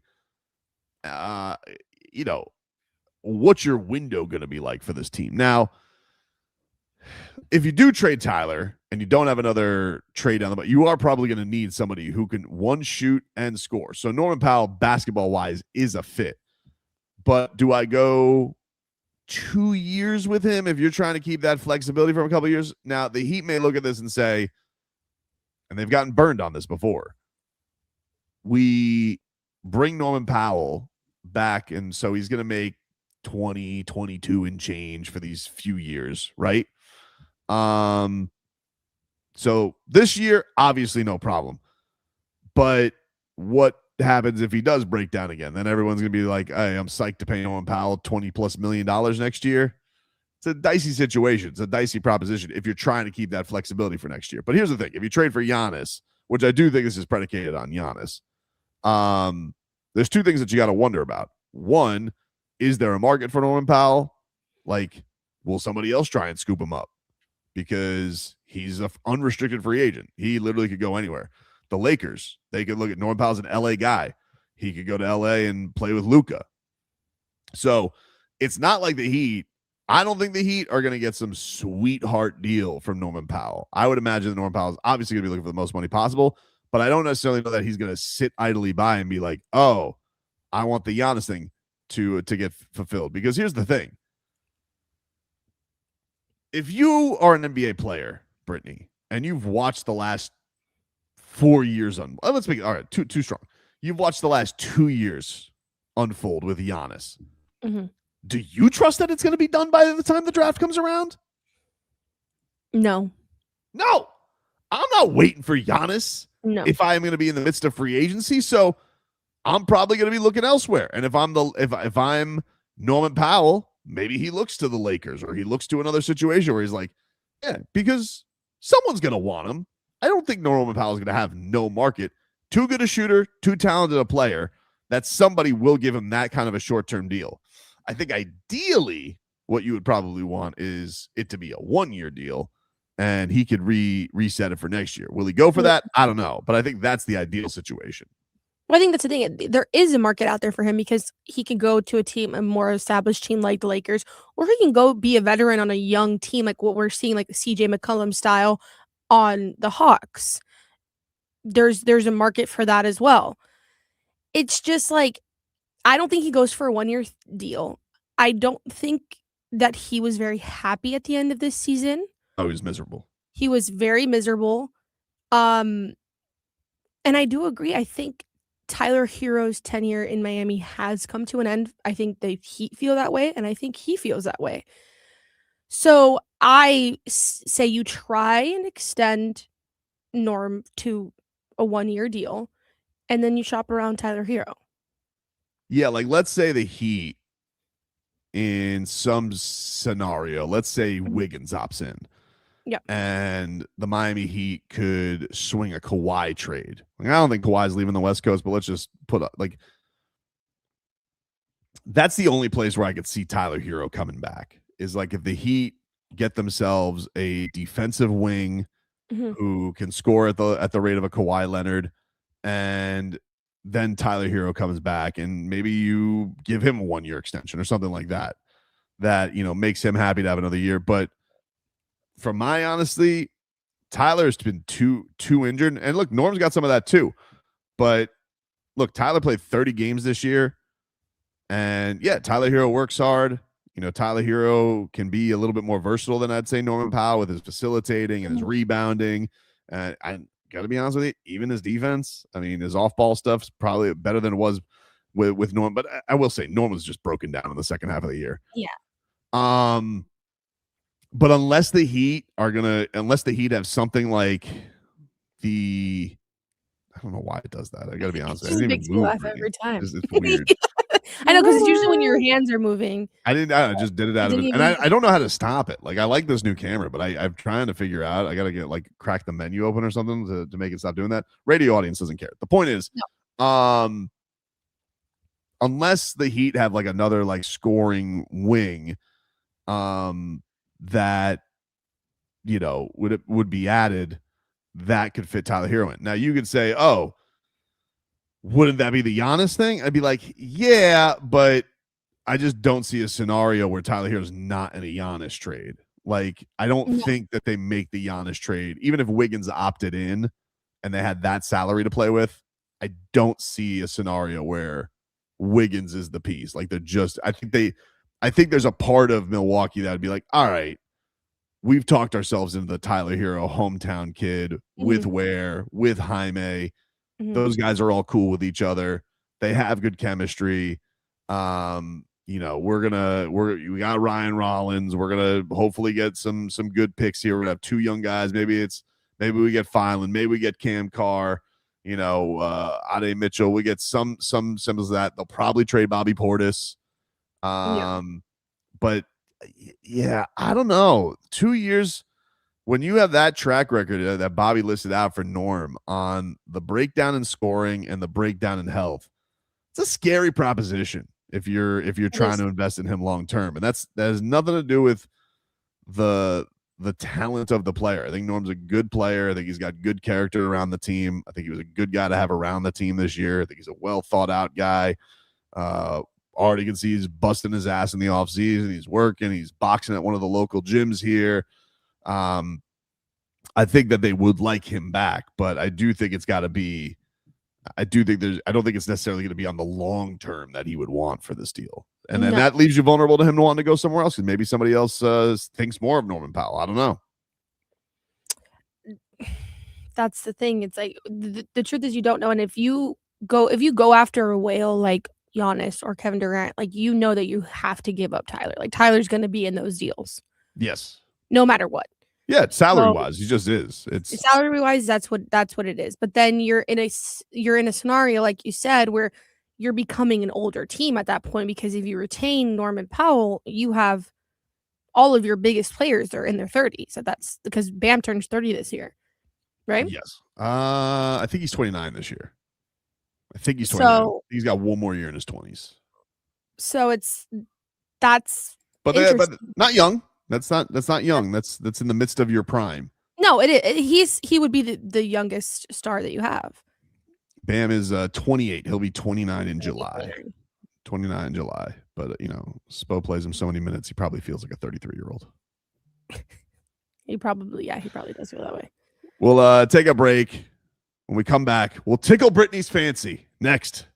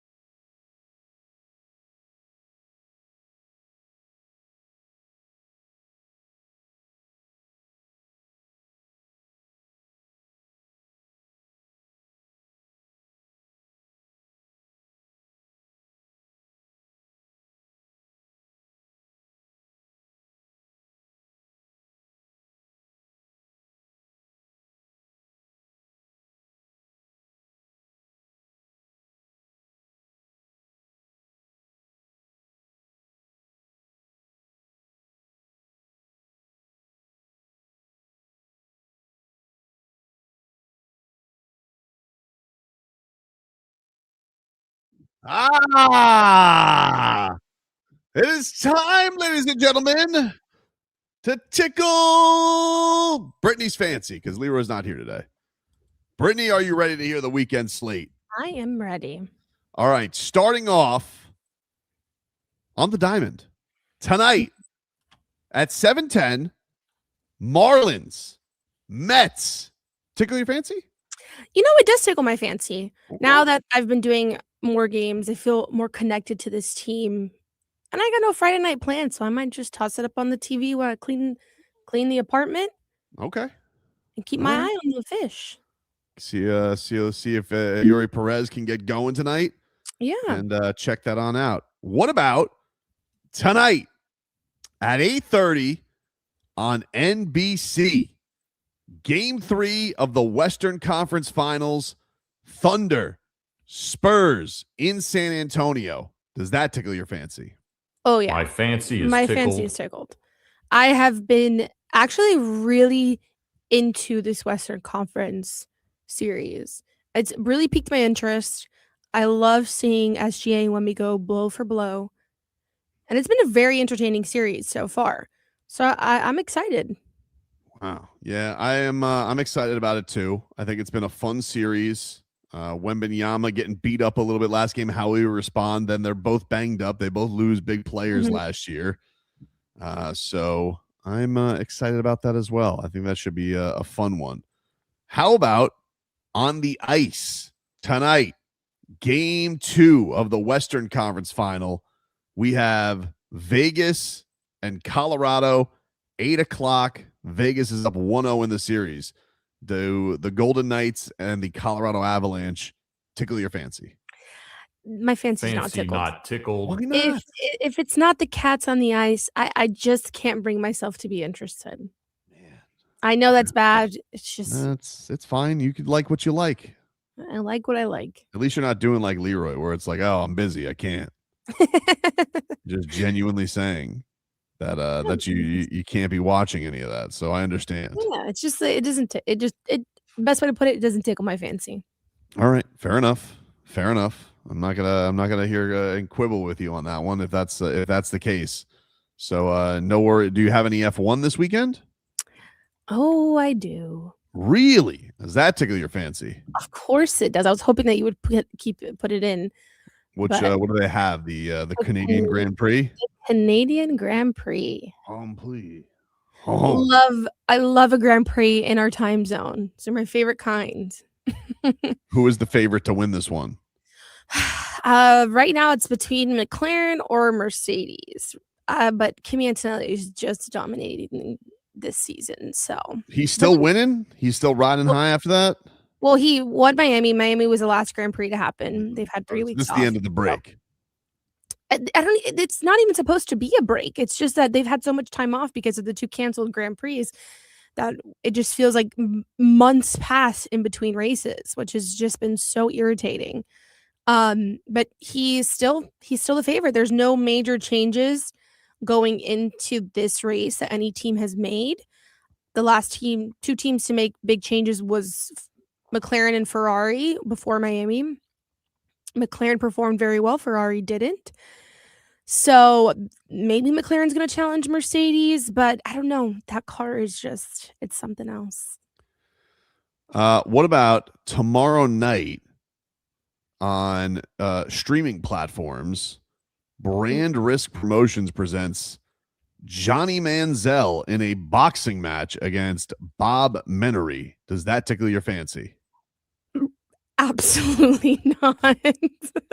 You don't want to see Johnny Football box? No, that's okay. It's like what did you say the other day, that he should just be selling used cars in College Station? I feel like he should be. I feel like he should be.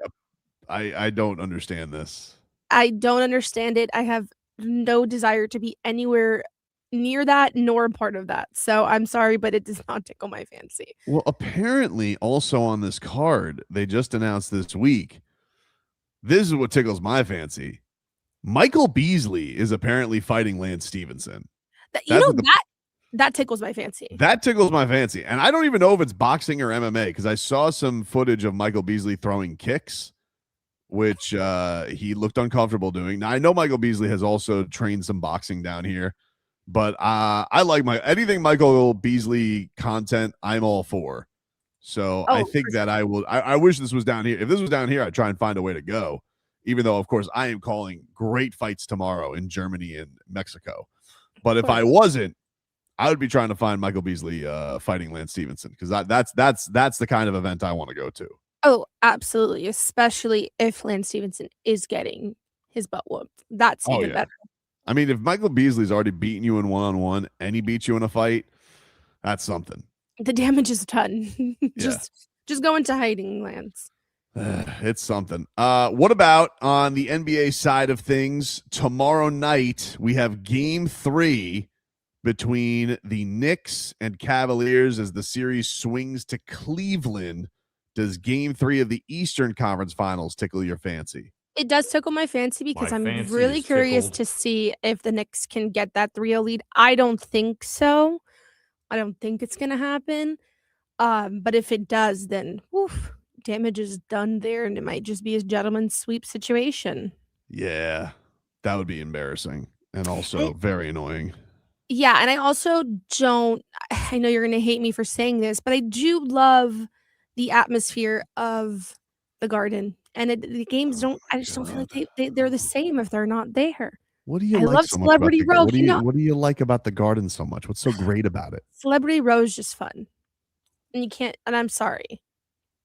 It is like how many times can you watch Ben Stiller be excited in life and be happy about that? No, but I'm here for Timothée Chalamet and Kylie Jenner. Like I love that. I am a young girl at heart and I enjoy it. Ugh, I'm sorry. it's just annoying, the Chalamet. You know, like who does he think he is? He's been around for 3 seconds, and that ping pong movie was terrible that I watched. The ping pong movie was bad, yes. It's like you let me get this straight. You got a globetrot across the universe, and it's just such an unrealistic movie. All right, I'm not here to as you say, Brittany, yuck anybody's yum. Yeah. But let me get this straight. Ping pong boy over here is sweeping Gwyneth Paltrow off her feet, her millionaire feet, with his ping pong playing. Like, could you be more unrealistic as a movie? Oh yeah, I'm gonna leave my millionaire husband for ping pong boy. Are you kidding me? Like, if he was an NBA player, that's one thing. If he was a hockey player, what do you do? I mean, how many women have swooned at the idea of, you play ping pong? Like, what's next? Pickleball? You know what? You'd be shocked. Women love any semblance of athleticism, even if it's just ping pong balls. I don't get it. Ping pong. You high as a kite, Chalamet. Who wants to see that? All right. Does Mandalorian and Grogu, does that tickle your fancy? It comes out this weekend. It does tickle my fancy, but not enough to go to the movie theaters this weekend to see it. All right. Well, fair enough. So you'll be waiting for it on streaming. I don't know that I'll be waiting for it on streaming. Maybe I'll go, but like not for the hype of Memorial Day weekend and the drop of the movie. That's too much. That's a lot of people, and I'm not that big into it. So I probably will maybe like a couple weeks to go see it in theaters or wait till stream. Does the new season of Love Island coming out in 2 weeks, does that tickle your fancy? My fancy is it tickles my fancy. Been a lot of commercials during the Western Conference Finals for it with Ariana Madix. I cannot wait. I love a good Love Island summer. That's how you know summer's coming, is when Love Island starts. That's true. That is the true test of summer. It's like the Poxitani Phil of summer, Ariana Madix. And the Scottish guy. It's very true. And I can't wait. I'm so excited to have something to do every single night. That's the best part about it. 6 weeks. That's the best part about it. Every single night. It's the greatest. It's the best. That is Tickle My Fancy. We'll take a break. We will get you caught up with your headlines. More to come. We're back after this.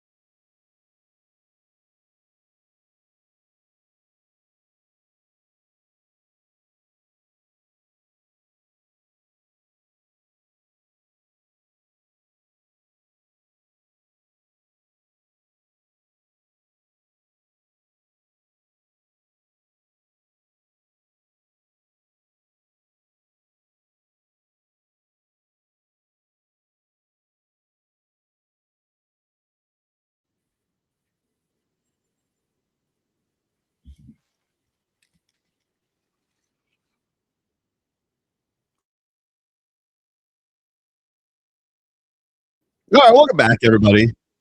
Tobin and Leroy here with you on FM 104.3 WQAM. We'll take you guys up until 2 here on the program. And as we go into this lovely, lovely Memorial Day weekend, and we remember all those who served for us, couldn't do and live in this country without all that ultimate sacrifice. So looking forward to a weekend, but also remembering why we are able to enjoy that here. As far as your weather's concerned, for this third hour of the program, that's always brought to you by Tornado Roofing and Contracting. Storm season is coming. Make sure your home is ready. Get your free roof and window estimate today. Visit tornadoroofing.com. And currently in Miami, it is 86 degrees, mostly cloudy, sunny conditions expected around 1 o'clock, according to my iPhone. Wind gusts up to 16 miles per hour, and 70% humidity right now. Oof. That's nasty. Yeah, that's soupy. That's a soupy start to the weekend. Yeesh. The Marlins will be back at it tonight. They got the Mets for 3 games. I hate that franchise. I hate their fans. They're basically Knicks fans, except they like a worse baseball team. I mean, just a truly, truly terrible team. Now, better than the Marlins by a half game now, which, but I mean, you spend $1 gazillion. You spend $700 million on Juan Soto to pry him from the Yankees. So I hope that Tommy Hutton's on the call this weekend, because he does make any Marlins broadcast against the Mets better. So hopefully the GOAT's in action. Yeah, listen, if it's Tommy Hutton's last year, you can't not have him on any Mets series that's at home. Okay, that's just a must. Speaking of New York, the Jets, the Mets of football, Jets, their former coach, Robert Saleh, he now coaches the Tennessee Titans. And I have an interest in this, obviously, because their quarterback is Cam Ward, who I'm very fond of. And I want Cam Ward to have a good career. But Robert Saleh yesterday revealed that he's changing things in Tennessee. And by changing things, it means he's taking out all the seed oils in the cafeteria of the Tennessee Titans. Have you seen this, Brittney? No. Well, this is the Titans head coach yesterday discussing the diet change of the Titans. Yeah, no, well, 100%. I thought one of the first things I think we did here is get rid of all the seed oils in the building, and which I think the players appreciate. I know we've Miss Amy has allowed us to attack the budget and get the players better variety. I think I'll put our staff, and I mean I've been in 6 different buildings, and I'd put this staff up there with the best of them. I mean the product they put out in the cafeteria daily is outstanding. All right. That's just such an odd thing to bring attention to. Yeah, apparently it was a top priority for them. Now, look, I just want to tell you something. Jeff Hafley, I don't think we appreciate you enough, dude. You just have come in here and you just been about the football. And I just want to say, I don't know if you're going to be any good at this or not. I really don't. But I do appreciate that this regime has just kept it to football. Like none of the nonsense. Because here's the thing, dude. Seed oils, I'm definitely nobody to talk about nutrition. All right. Not my bag. But the last time I remember this being a thing with nutrition was Chip Kelly in Philadelphia. That was like a huge thing. Chip Kelly comes into Philadelphia. Every player has their own custom shake, and they're going to revolutionize health, and they're going to be cutting edge when it comes to this stuff. And I even saw yesterday, Cam Ward was like, yeah, I've lost like 10 pounds. Like he's gotten himself in good shape for the season. Nobody wants to hear that stuff, man. I just got to tell you, nobody cares. Nobody cares. Like, that's the thing. It's like nobody cares. And I do understand like seed oil can cause inflammation, and it is a big movement happening right now in the nutritional world of moving away from seed oils. That being said, it just feels like this is something that you talk about when you expect absolutely nothing from your football team. Right. It's one of those things like when you talk about how we're changing things and you're like, what are we going to do? Like that, if that's not like OTA fodder that I have like my thumb on everything, than I've ever heard. It's like, oh, don't worry, guys. I came in here. What's the first thing that I do? Did I scout my team? Did I watch film? No. I got rid of all the seed oils. It's like wonderful. Like, hey, just call me crazy here, dude. And it's nice that the organization is trying to do that. I'm pretty sure these players, not all, but a lot of the stars are probably more in tune with that stuff than they ever have been.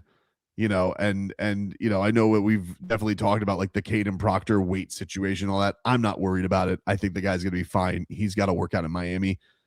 But for God's sakes, yeah, like who put in that comment, Jennifer, with the health influencer?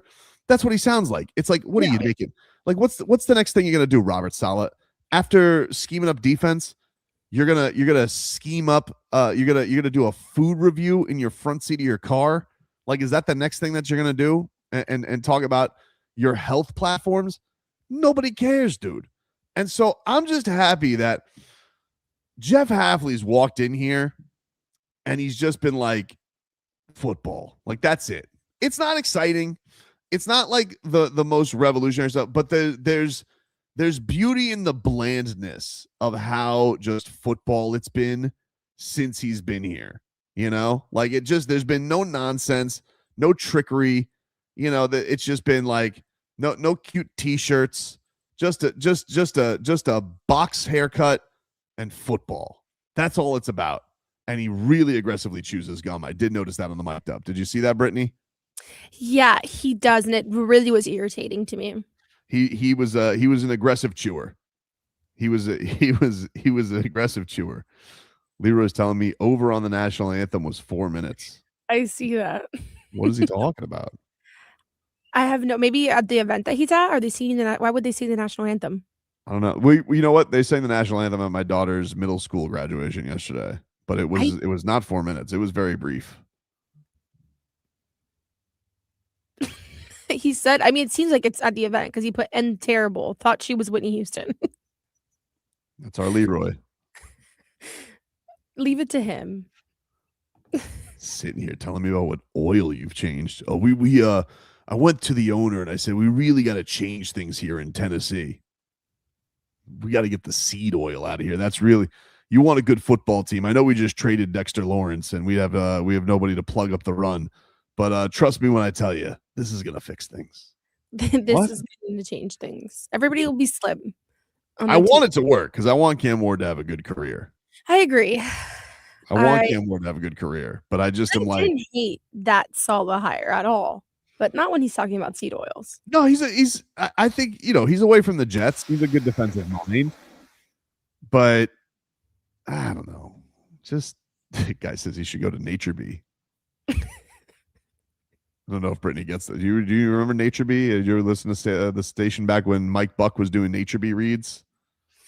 He basically sold pollen in capsules, and it was on like every radio station down here. It was like a revolutionary how there was some benefit of the bee nutrients, and he called it Nature Bee.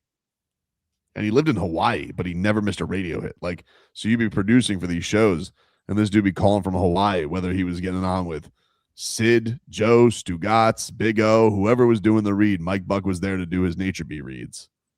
And obviously must have been making a killing because he was doing ads forever. That's wild. Yep. Not bee pollen. Yeah, bee pollen, dude. Crazy. Anyway, tonight you got the Western Conference Finals continuing between the Spurs and the Thunder. Game 3 between those two. That series even at one piece. And I didn't mention Tickle My Fancy. The Pinks! They will be in action on Sunday, 7 o'clock. That's a Fox game for everybody. So if you guys want to see the Pinks, they will host the Philadelphia Union on Sunday. Hopefully everybody's feelings are okay and we can have everybody chanting loud for the Pinks and Messi can score a lot of goals and get himself another win in the Pinks and getting ourselves revved up for the World Cup here. And we could be in a more harmonious soccer place than we were this last week with Snippy Petty non-chants and Messi wagging his finger at people. I want everybody to get along. All right. Pink's Nation needs to get along. We need to be harmonious herons. Is this the first game after their supposed meeting? Yeah, I believe it is. Okay. I don't think they played in the middle of the week. So we'll find out if all things have been settled. We'll find out. We'll find out. We will see if I think Messi will bring peace to La Familia and the Herons will unite and they will kick Philadelphia's ass. But there's a lot at stake on this Sunday game. Yeah, there is. And it's also like it does, like someone put in the chat, it feels forced now. Like if he goes and acknowledges them, makes it this big thing, I do feel like it feels rather forced. But I don't know if they let me care. tell you about something with the famous. The famous can do things on their terms, and people will just be happy with them. So I think that even if it does feel forced, La Familia will be happy. That's my opinion. I think so. I mean, I think so too. But what if they're not? Then we're back at square one. Leroy is still shaming this singer. No, he's still, yeah. He's unbelievable. He doesn't take a day off from shaming. He takes a day off from the show, not from shaming, though. Unbelievable. Unbelievable. Zachary says, why wouldn't it be settled? Messi will make sure it's settled. I think so. I think cooler heads will prevail. I agree with you, Zachary. I think it will be. But it will be something to monitor. And this task at hand, you got to beat Philadelphia. That's number one. Yes. All right. You just got to win a new stadium, keep the momentum going. Messi's been killing it. But we need him to kill it at home. We need the Pinks to continue to kill at home, and hopefully all the fans will be happy. So that's definitely something to keep an eye on this week. We'll take a break here on the program. We're back after this.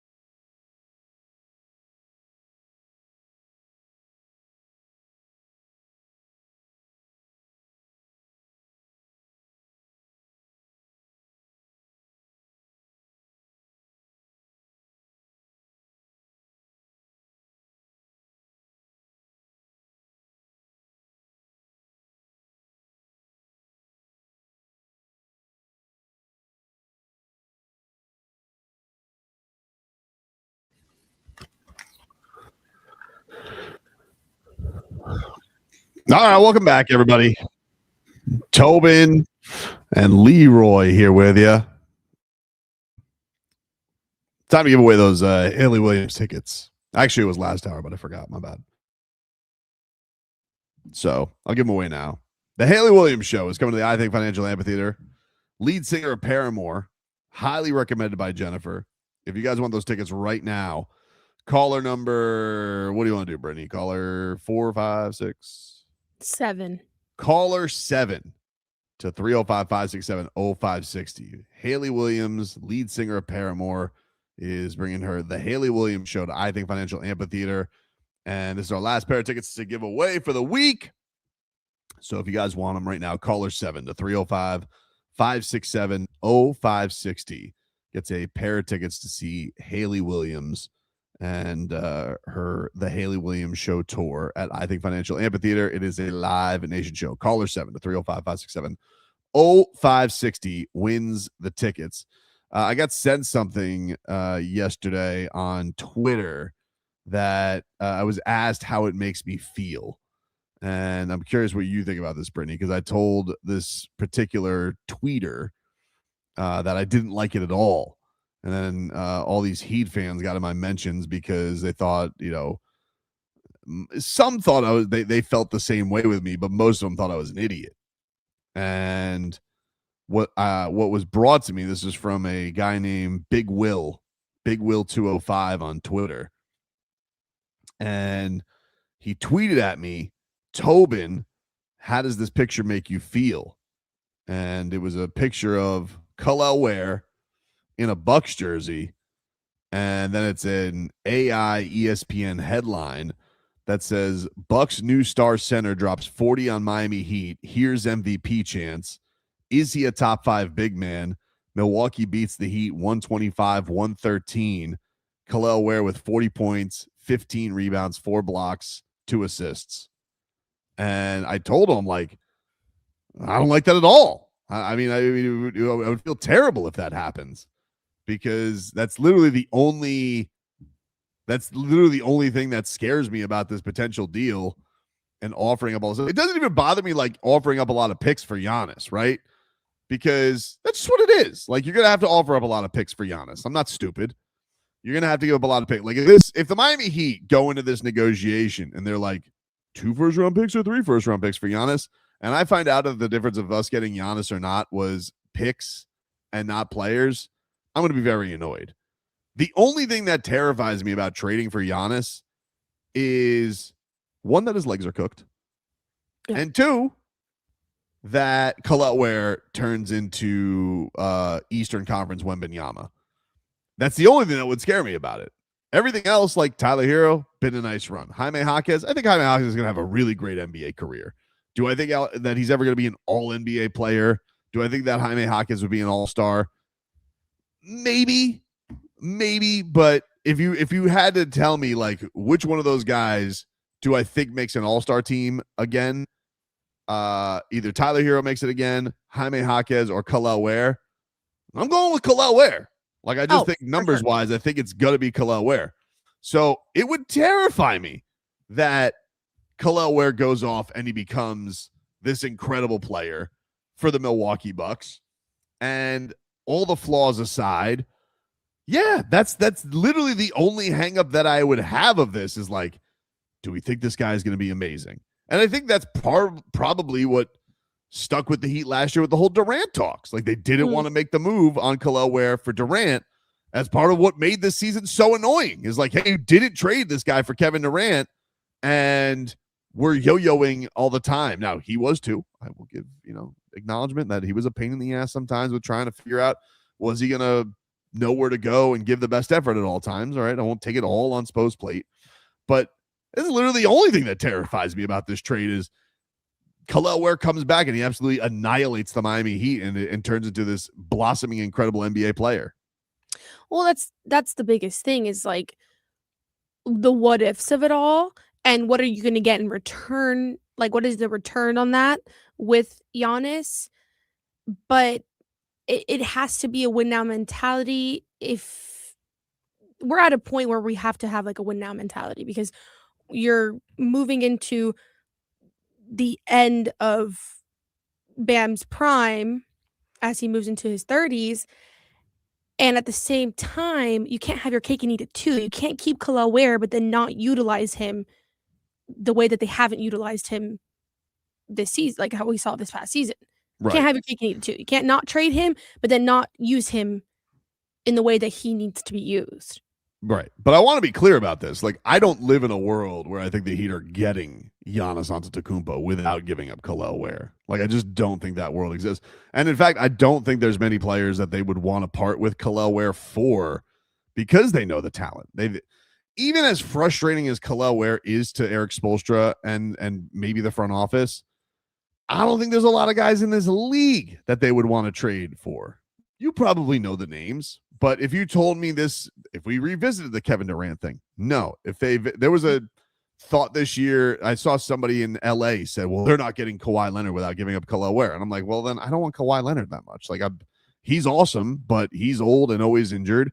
Like, at least Giannis is still in his prime, even if he's 30, like 31, not 34, like 31, 32, 30, like you're theoretically a Giannis at his best is still one of the best players in the league. Been a very weird couple of years with him. Leg stuff is always scary with stars, but he's also a monster and is a dominant paint scorer and is a defensive piranha. Like, you can't go too wrong with that. Like, I don't think I don't think that you could sit here be like, oh, giving up Kel'el Ware for Giannis is a ridiculous thing to do. It's not a ridiculous thing to do. But there is that fear of like always giving up 10 years of age and what a guy's potential could be. Will he ever be Giannis? Will he ever be Wemby? I think that's probably the captivating thing is like you have a guy who has all the physical tools, maybe one of the only guys who has the physical tools of a Wembanyama, but can they ever tap into that? Will he have the psychotic obsessiveness that a Giannis or a Wembanyama plays with? That's the biggest question is like, do you fall in love with the idea of potential, or do you go ahead and say, okay, I'd rather my window for a championship be the next 5 years? That's the question at hand. And at what point do you say, if these teams are willing to give me these big stars and every single trade talk you have, they want Kel'el Ware, doesn't that raise a question in your mind of like, everybody else sees the potential too? Like, that's frightening. And I think that's also what has the Heat being like, well, if you guys want him, if everybody wants him and he's in every single trade talk, then what am I doing wrong? And should I tap into that? Like, do we go all in? Do we put all our eggs in this basket and we try and get to that, what we think he can be? Your boy Dade says in the chat, would you rather trade an older established Bam sitting on a young Kel'el Ware in hopes that his flashes turn to full-blown Wemby, or vice versa, risk sending the flash of Wemby and keep established Bam, who's got a decent but not major amount left in the tank? I think Bam's got plenty in the tank as much as he's played. I think that if the answer is, do you like, so in a scenario, you could call up the Bucks and be like, hey, we'll give you Bam for Giannis, and that's the trade, or the package and Kel'el. Like, I still think the answer is you have Bam and Giannis play together and you figure out the stuff around them. And I also don't buy into the stuff that they're not a fit, because Bam and Jimmy weren't a fit. But here's the thing with Bam and Jimmy. The problem is, like, Jimmy, incredidill playoff player. Okay. I think I've thrown enough flowers at him to friggin' open up a 1-800-SCHMOWERS, even though they want to get to their own Mother's Day on time. All right. You guys know how I feel about Jimmy Butler. But, you know, those lulls in the regular season were very, very noticeable. I mean, he never scored 40 with the Heat in the regular season. Nope. That ain't going to be Giannis. Like, fit, whatever. The guy's a dominant force. He's going to be incredible getting into the paint. And Bam has added some stretch to his game. Has he shot a little bit too much from the three? Have we gone to the older extreme of where we need to rein it in a little bit? Sure. But I'm not too worried about fit between those two. I think that could be figured out. I also don't see a world where Giannis comes here if Bam isn't here. I think that's one of the things that he wants to do is come play with Bam. I think so too. Yeah, there is that tie too. Like I don't think the Heat has the attraction quite to Giannis. Yeah. Without having Bam. And I also, know people get sick of hearing that because they think that, hey, we do this thing with Bam's relationships.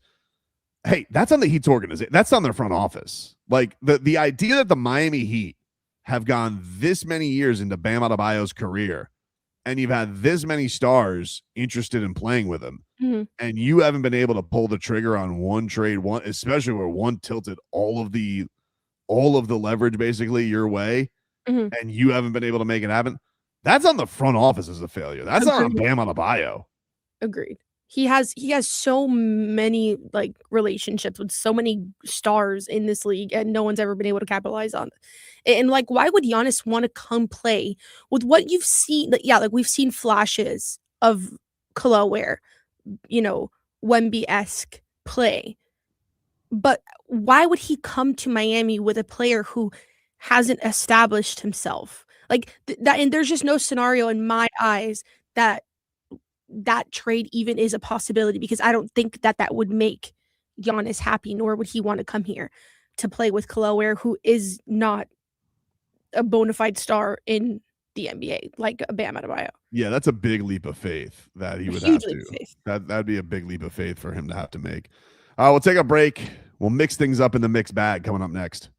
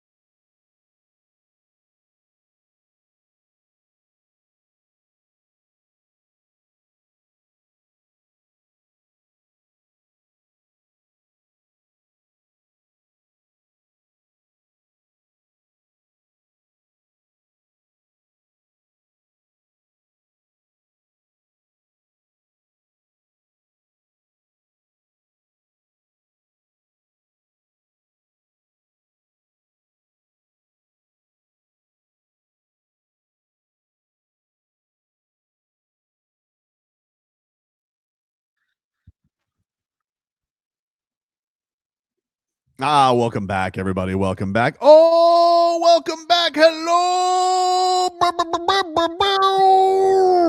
Hello, Jennifer. Hello. How are you on this lovely Friday?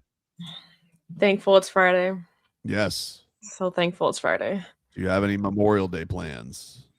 Possibly going to the beach like Brittany said. We still have some guests from England here, so Really? yeah. And he's staying at a resort, so might as well take advantage of the moment. Oh, being over here, you guys got a nice beach. I want him to record something for you. Is Please, this oh my gosh. please do. For drops for the show. Yeah. No, so I tried getting my cousin's wife to do something, and she's so shy about it. I've really tried. I don't know, because she says her Australian accent is broken, and I'm like, it's not to us. We're American. Yeah, We're not going to hear the difference. How broken could it be? I mean, Australian. Mm-hmm. I hear it. Right. She sounds different than I do, so Yeah. I like it. All we need is just, you just got to get on the thing and go didgeridoo. She actually did record something, but it doesn't sound like her in real life. She recorded something saying about, hold on, let me read it to you, because she said, we don't say didgeridoo. It's a little bit more like cranky or mate. So crikey? Mhm. Yeah. She said, I use mate when I'm annoyed and it's not a friendly thing. But a lot of Australians say mate like it could be good or bad. No -1 here. G'day everyone. I'm Patty Mills of your Miami Heat. You're listening to Tobin and Leroy on the home of your favorite basketball team. AM 560 Sports, WQAM, FM 99.9 HD2, and always live on the free Odyssey app. I know you love that. Thank you, Patty Mills. And she said that struth is like being surprised. So that's a new word for you. If you Struth? Struth. Oh, struth. Yeah. Where'd you get struth from? I thought she said He's struth. in love with his hair. Maybe he's on your mind. I mean, Max Struth. I mean, he was terrible yesterday. Oh my gosh, that turnover that he had. Oh in the my last god! Game, in the first game. Whew. Although that was a brutal flop that Jalen Brunson pulled on him. Just absolutely terrible. Guy says, I forgot Patty Mills played for the Heat. We all did. He was terrible. Honestly, yeah. Honestly, same. He was terrible. No -1 here. G'day everyone. I'm Patty Mills of your Miami Heat. You're listening to Tobin and Leroy on the home of your favorite basketball team. AM 560 Sports, WQAM, FM 99.9 HD2, and always live on the free Odyssey app. It truly is a fantastic accent. It's amazing. I love hearing it. I don't know why. I'm gonna make her do it. We need some drops. Let us get to the part of the show where we dive into the mixed bag.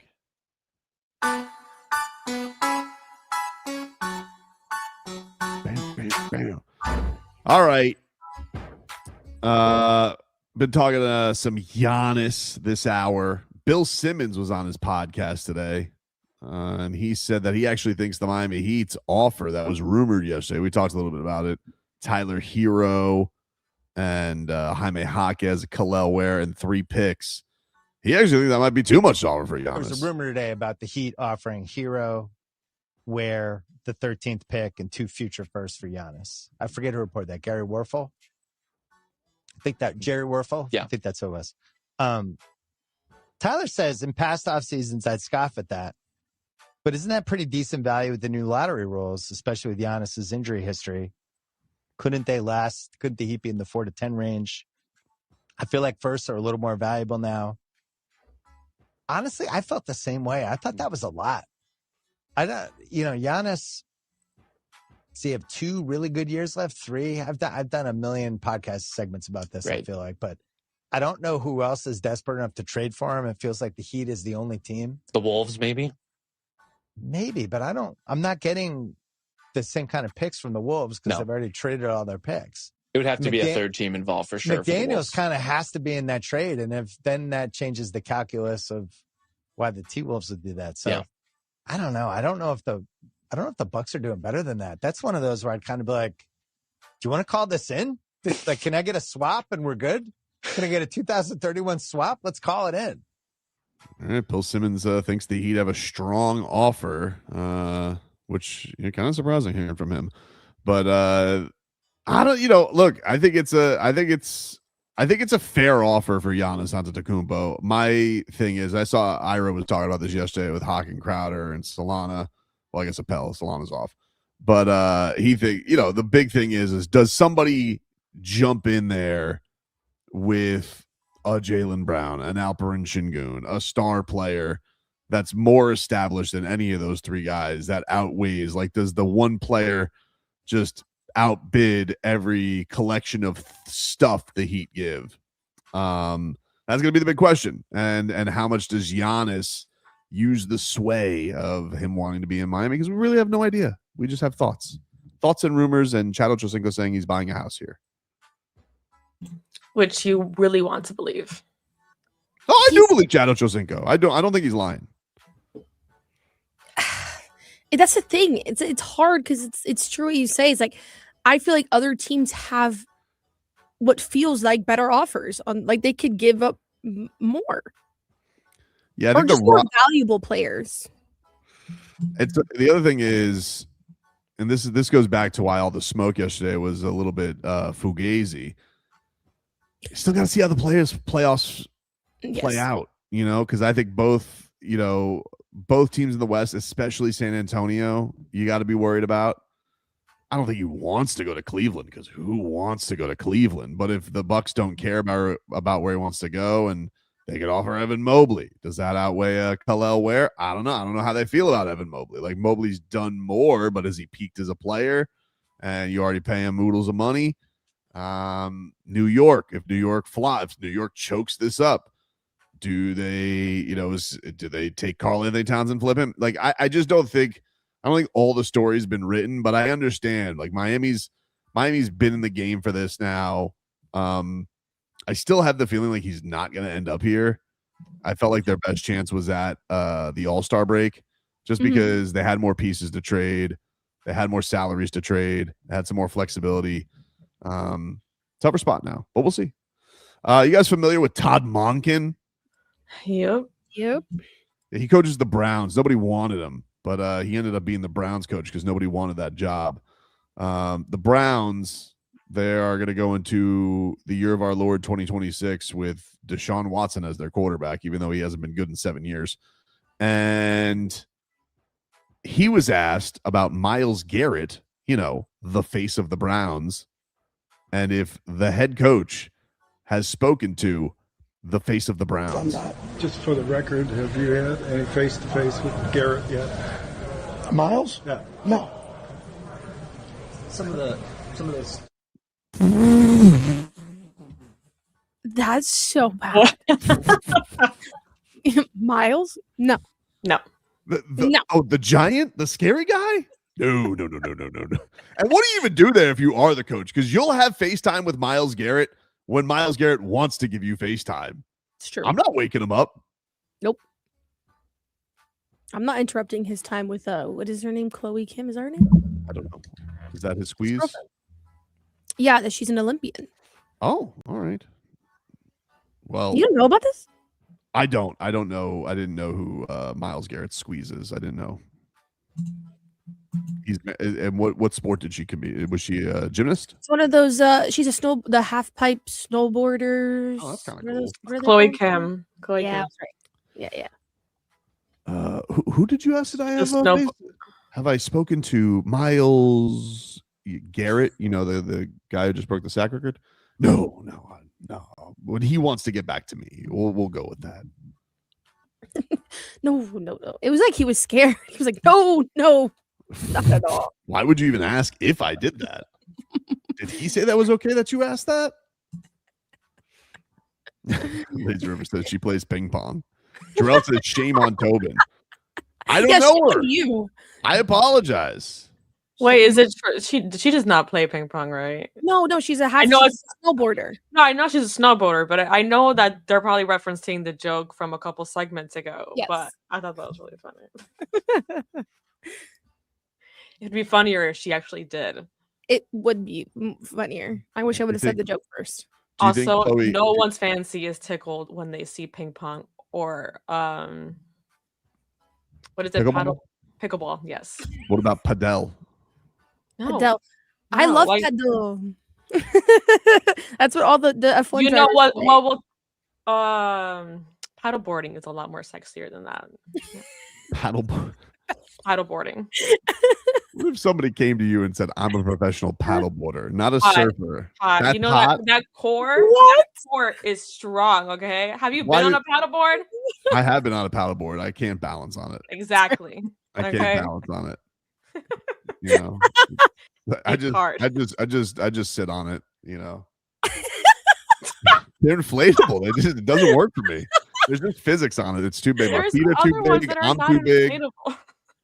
Yeah, I'm not getting a non-inflatable one. That's for the birds. I mean, what do you want me to do? Put it on top of my car?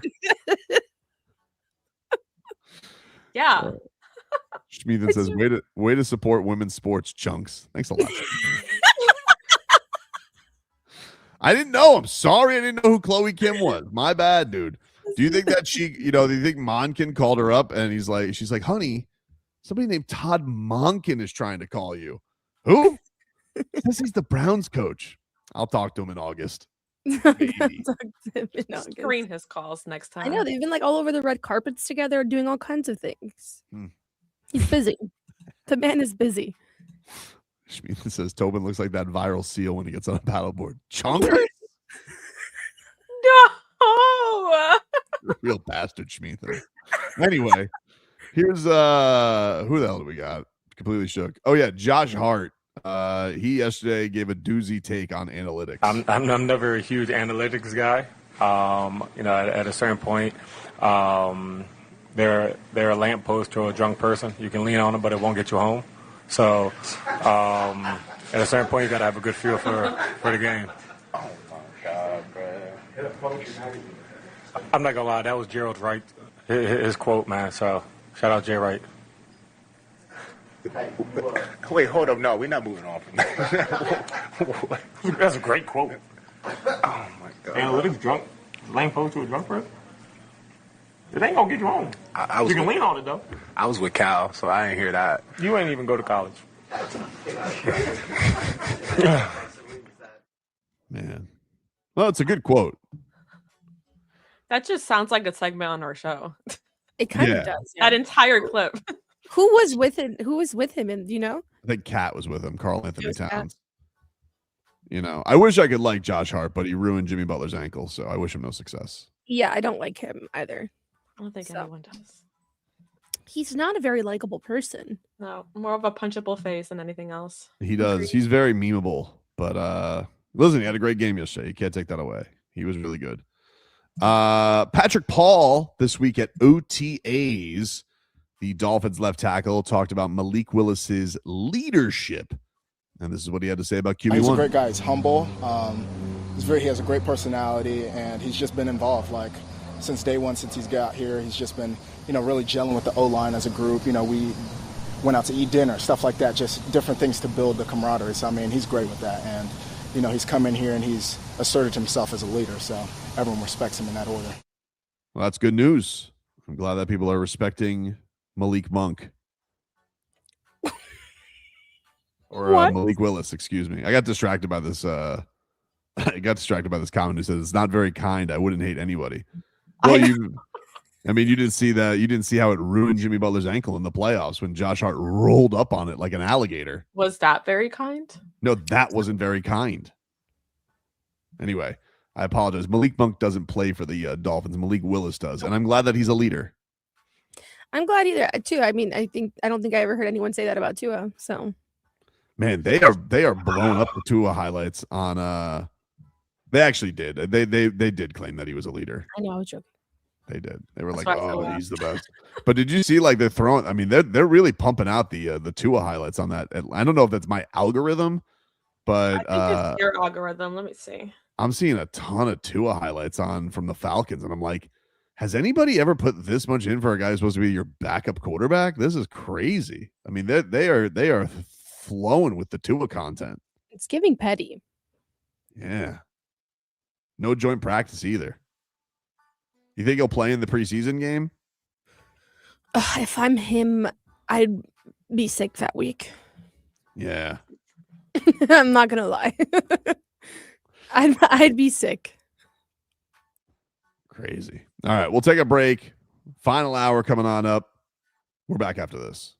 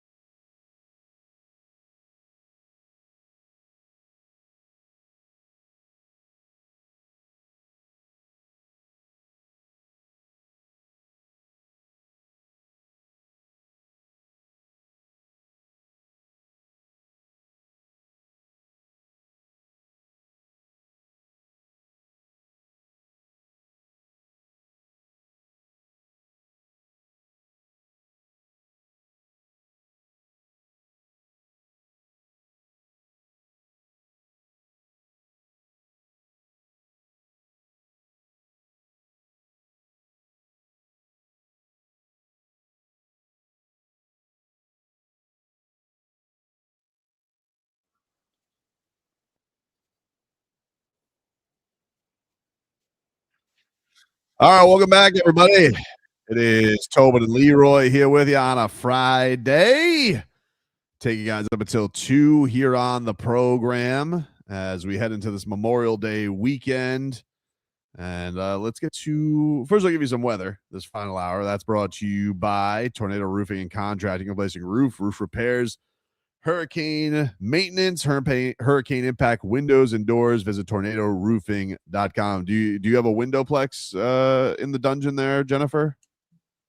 Wow, I do actually. How's it looking? It's pretty bright outside from what I can see. They're kind of like semi-open. There's a little bit of wind, so maybe like, I don't know, how much do they usually say? Like 20%? I don't know. Just 17-mile-an-hour gusts, but not in Wow. Well, I'm close. And it looks like it's a good 85 degrees outside. Wow, pretty good. 87 degrees in Kendall right now. Coming for his job. Wind gusts coming for wind gusts up to 17 miles per hour. All right, there you go. Headlines, those are brought to you by Doral Volkswagen, home of the Pricito, our lowest price. Visit us at Doral Volkswagen or DoralVolkswagen.com. By the way, we didn't get I saw you were lashing out on this in the chat earlier. You did not care for Tyler Herro's tweet. I saw you laughing at it. No, I don't care for his tweets. Young and restless. Okay, dude, like just put your Twitter fingers away. I'm over it. Like I'm over you on the Heat, to be honest. Wow. Yeah. Really? I'm so done with him. Listen, he likes to act all like he does so much for this team. And maybe that was true at one point in life, but now it's like you're young and always injured. Damn, dude. How about that? That's it. You're young and broken. Wow. Let's move on. Young and always having a foot surgery. He does. How many extra bones do you have? And when we last spoke to you, you said, "Oh, don't worry. In a month, I'll be done." Yeah, that wasn't true. Why'd you lie? The deception is there. I'm ready for his fresh start somewhere else, to be honest. Interesting. Which is what I said on the chat. That is what you said, but I wanted to save it for you to say for yourself. I appreciate you saying that. I can also say more. I said young and shut up. Really straight to the point on that one. That would have been a hell of a tweet back to him. Young and quiet. How about you stay quiet? How about young and put your thumbs away? Does he have extra bones on his thumbs? I mean, if they are, they appear to be working because his Twitter fingers are always working. So over him, to be honest. Headlines are brought to you by Doral Volkswagen, home of the Pricito, our lowest price. Visit Doral Volkswagen or DoralVolkswagen.com. Marlins, they got the Mets this weekend. Any Marlins action for this weekend, Jennifer? Are you going to see Beer Fest or anything like that, or just the beach? Man, you know what? That does sound like a very great idea. I can possibly take my new Miami in here. You could take your Australian friend. She won't go. What's this they got here? Why don't they play any left-handers against this guy? I don't know who this Christopher Morel is, but he seems like quite the bum. Do you want me to play what she sent to me? If that's okay with you. I mean, if it didn't. Sure. It's not going to give you much because I don't know if you'll be able to hear it. It's a voice note. Okay. But I'll make sure of it this weekend to get some more for you. Perfect. Okay. Perfect. You do after everything. It's more like crikey or like mate. See, I use mate when I'm annoyed, not as a friendly thing, but a lot of Australians will say mate, like good or bad. I can hear it. I definitely hear it. Another good Australian word though is struth. Because they'll be like, oh, struth. Still sounds No, like she has an accent. She definitely has an accent, but I can see what she's saying where she says she's like getting Americanized. I could see that a little bit. Sounds like, is she in Cali? Where is she? She's here. She's here? Yeah. Strange. She's in Miami. But like I said, she doesn't sound the same on this voice note than she does in person. You can definitely hear it more in person. Maybe she was trying to hide it a little bit too. I think so. Interesting. Well, the Marlins will get going against the Mets tonight. Yuri Perez is on the hill. 7:10 is your first pitch. You'll be able to hear that right here on WQAM 6:30. Marlins on next. Steven Strom will get you going. Jack McMullen has your call. I don't know who is in the radio. Do you know who's in the radio booth this weekend with them, Brittany, or do you don't find that out until you show up? Yeah, I usually don't find that out till I show up, but lately home games have been Rod. Well, Rod's got great pipes, so that's a good booth. Rod Allen and Jack McMullen. Check those guys out, because even if the Marlins are giving up a gazillion runs, they will do a great broadcast of it. Don't mean to be lashing out. It's just I hate the Braves, and they got the crap kicked out of them for 3 straight days after winning the opening game of the series. Don't lose the series to the Mets, all right? You better not walk out of this weekend last place. That's all I'm saying, all right? Aren't they already in this place? Well, they are in last place, but if they win 2 out of 3, they'll be out of last place. Mm. So I'm saying this is their chance, Brittany. If they come out of this weekend and they're still in last place, old Peter Bendix is not going to have a problem on Tuesday. So you're only taking a split. Like you're only taking the split. You don't want nothing else. No, they got to take 2 out of 3. Don't lose, man. Is it a 4-game series? Does it wrap around? Oh, honestly, I don't know. I think it's a 3-game series. I think it's a 3-game series. Oh, so then they have to win. Yeah, that's what I'm saying. 2 out of 3.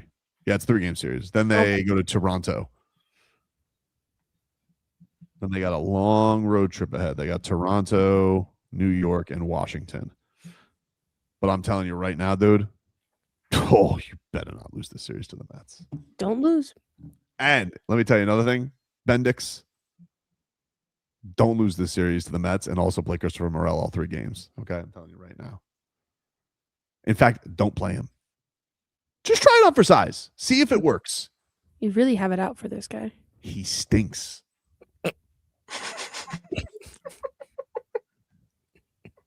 Don't know him personally. Don't want to know him personally. All I know is every time I see him come up to bat, ground out. And by the way, every time he fields the ball, something bad happens. I'm going to get him on the show. I don't think he speaks English. That's fine. We can have a translator. Exactly. Get him on the show, and he'll probably fumble the phone. Or he'll ground it out to the shortstop.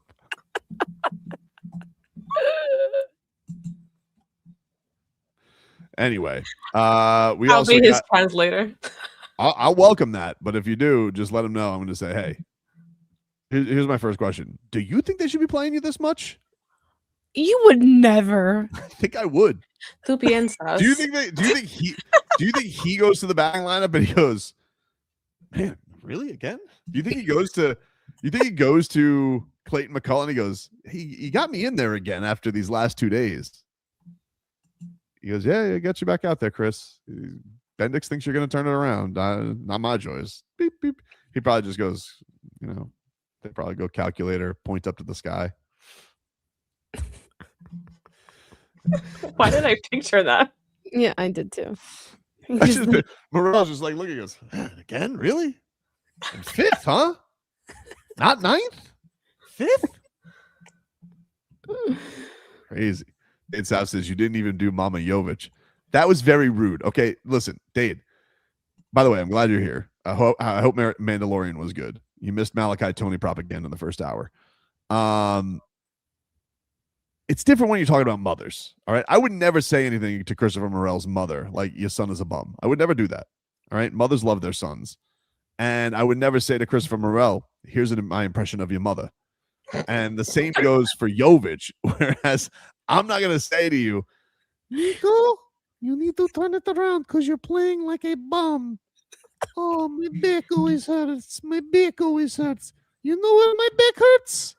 When I carried you for 9 months, 6'11", baby in belly. Holy mackerel. Listen, you never know. His mom is probably really rough on him because of Hispanic parents.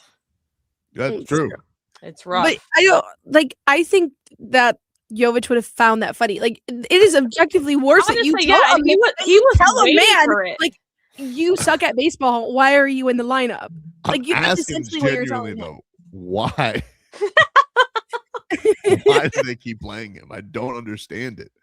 Like, you, at some point, as much as you guys go and you try and lean on the numbers, what is the breaking point of the numbers? I want to know. Like, is there a point where you're just like, this is the one. This is the day where he turns it around. I can't imagine you having that much faith in analytics. It just doesn't seem to make sense to me. You know? But whatever, like, keep rolling him out there. It's fine. Oh, he got a hit yesterday. Good for him. He's got 8 on the season. 8 hits. 8. Mama Jovic could get you 8 hits in the season. Oh my god. What do we have? Lefty up today? I got this. Give me the heater.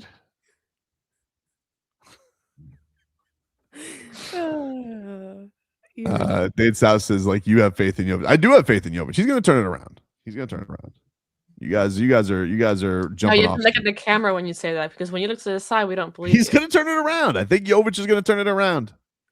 Okay. Yeah.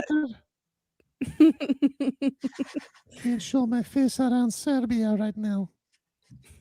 They're like, oh, look at it. The non-Joker. Play like Joker. Name almost like Joker. Do you think that's actually how it probably feels that way, right? I don't know. I don't know how it feels over there. Probably does. He is an Olympian. I mean, I think he's got it. I think they actually have a lot of respect for him. He is a bronze medalist. He's won the silver in the World Cup. You're playing basketball in the States. I mean, right. They have to be proud. He'll turn it around in Milwaukee. Wow. Well, look at you now. You play like bum, and now we're stuck with cheese heads. Thanks a lot, son. Freezing.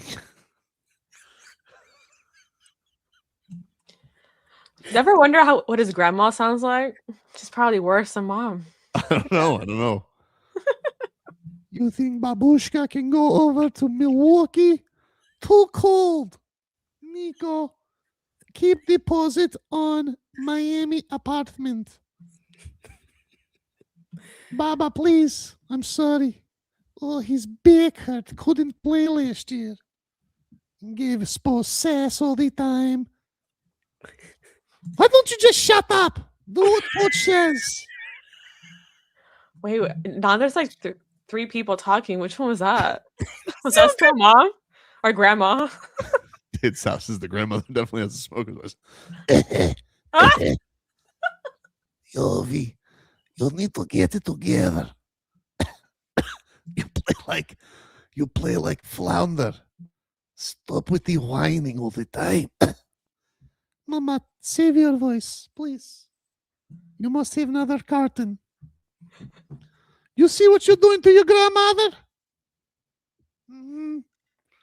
Give her some water. Remember, the whole time it was supposed to be you and Bam and Kel'el. And then you guys left Bam out there to score 83 points by himself. Unbelievable against Wizards. And where are you? Oh, my back hurts. Could have been you with 83 points. It could have been Kobe, Nico, Wilt. But instead, where were you? Oh, my poor back. So anyway, I'm not going to do that in front of him immediately. Don't worry, I will clip this and send it to him personally. Oh, I'm making so many drops. Mm-hmm. You gotta get that smoker grandma. I mean, He's gonna turn it around. He's Oh, gonna turn Rich. it around. He's gonna turn it around. I'm telling you. I hope so. Oh man! Before Serbian Mafia comes after me, let's take a break. More to come. We're back after this.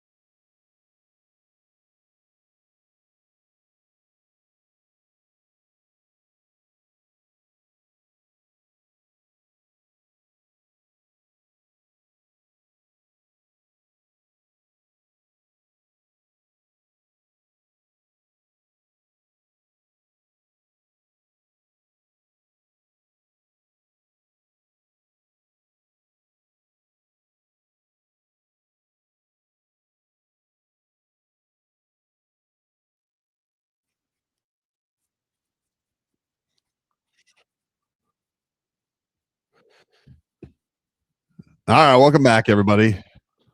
Tobin and Leroy here with you. Leroy's off today, enjoying his beautiful weekend. We'll be off on Monday for the long weekend on Memorial Day, but a big week for the Horde household as Stitchy Mouse is going to graduate high school, getting awards and accolades, so he's enjoying that this week, man. Congratulations to Rebecca Horde, and congratulations to Leroy Horde and Mel Horde and the whole Horde household. Beautiful people, beautiful family. We're very proud and happy for them. Yesterday, we went to we had middle school graduation, which was fun. It was cool. And then, to celebrate today, I took Sophie to Cali Coffee. I did not pull a prank on her today. Oh. You know what? I'm glad you learned your lesson, I think. I think. I hope. I don't think he did, but. I mean, how do you feel having a middle school graduate? That's kind of crazy. I feel old. And I feel like it went too fast. I don't understand it. It's a little bit strange to me, to be honest with you, Jennifer. You know, I've been on the show for multiple years now, and I remember having Sophie in the studio being a little girl. The fact that she is already going to be in high school, to me, freaks me out. I kind of feel like I saw her grow up on the show. Yeah, I mean, it's been a crazy ride, and the fact that we're going to high school now is pretty crazy. And it's also crazy because it's like she just did their spring concert, and I was like, man, she like killed it. She was like one of the best singers there. And I don't think I'm biased on that either, because I've gone to these concerts and been blown away in past years. This year I wasn't really blown away, except for her. And so people were fine, but I was like, dang, she's like got it. She's getting like an old voice. It's very impressive. Very impressive. She has a nice voice from that one video I heard. Yeah, she's doing a lot of church singing and whatnot, but she is definitely excited to have a whole summer ahead, as is my wife, because teachers are exhausted right now. And so everybody's very excited for the summer ahead. That's for sure. You know, they'd be more excited if Christopher Morel got less at bats for the Marlins, though. That would make them a lot happy. I'm sure. I'm definitely sure. That's their number one concern. That is their number one concern right now. Or they just they would just be happy so that they don't have to hear you complain about it. Perhaps. It's a wild one for sure. Guy says, my condolences. Now listen, what are you gonna do, dude? Kids get older. You can't stop them from growing. It's a blessing. You can only just ban the apps that they have on their phone. Amen to that. Amen. She asked me the other day, she's like, when do I get TikTok? I'm like, when I don't run the bill. Like, what is the point? I was watching this documentary the other day. Did you guys watch this? The Crash. Have you seen this on Netflix? Yes, I did. What is that? So The Crash is this story of a 17-year-old girl who murdered her boyfriend and his best friend, basically driving 100 miles an hour straight into a brick school. And part of what led to she got convicted of murder on 2 counts. And she was tried as an adult because she was like 2 weeks shy of her 18th birthday. And one of the things that was part of the trial was the prosecution brought up her old TikTok videos and just like what an ass clown she was being on social media. And I just got to be honest with you. I feel what you want about like social media bans or age. I really do think that there has to be an age limit on that stuff, because the internet's forever. And I just think that putting kids in a position to document themselves when they are so dumb. I mean, some kids are really smart, but I don't think you guys realize kids are dumb. They don't know what they don't know. And now it's like with AI, who knows what the next generation is going to be of this stuff. I just feel no need for her to have TikTok. I agree with you there. Yeah. She can use the YouTube account and do YouTube shorts. I know she likes the glamour stuff and all that, but I see no purpose of it. And I like TikTok. TikTok's probably my least stressful social media. It's all just cats and sea lions and the Hydro Press Crusher. And I love the Hydro Press. Yeah, I do too. It's really good.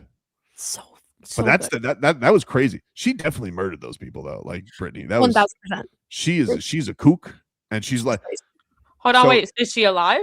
Yeah, she survived. She's alive. She Yeah, survived this crash. She survived the crash.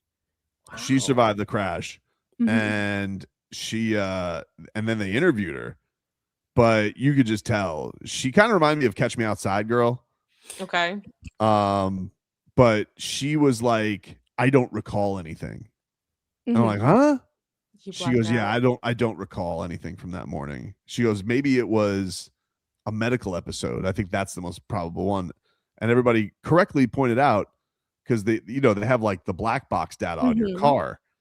And so one of the points on the trial was they could see that she was on full acceleration the entire time, Jennifer, Mhm. and no brakes. So basically, they could just they said like, yeah, there was no let up on this. And Timbo says, yeah, she also threatened the boyfriend right like a week before the crash. So yeah, she did that, I believe. And I personally, I think so. yeah, and somebody pointed out like, well, if she had a medical episode, like, wouldn't you like flail and like your body give out and your foot let Yeah, off you the wouldn't even be gas? able to hold the gas down at 100%. Right. Plus, it's just she 1000% did it. She apparently also, because there's been other documentaries done other than this one. This one people felt was very lighthearted on her.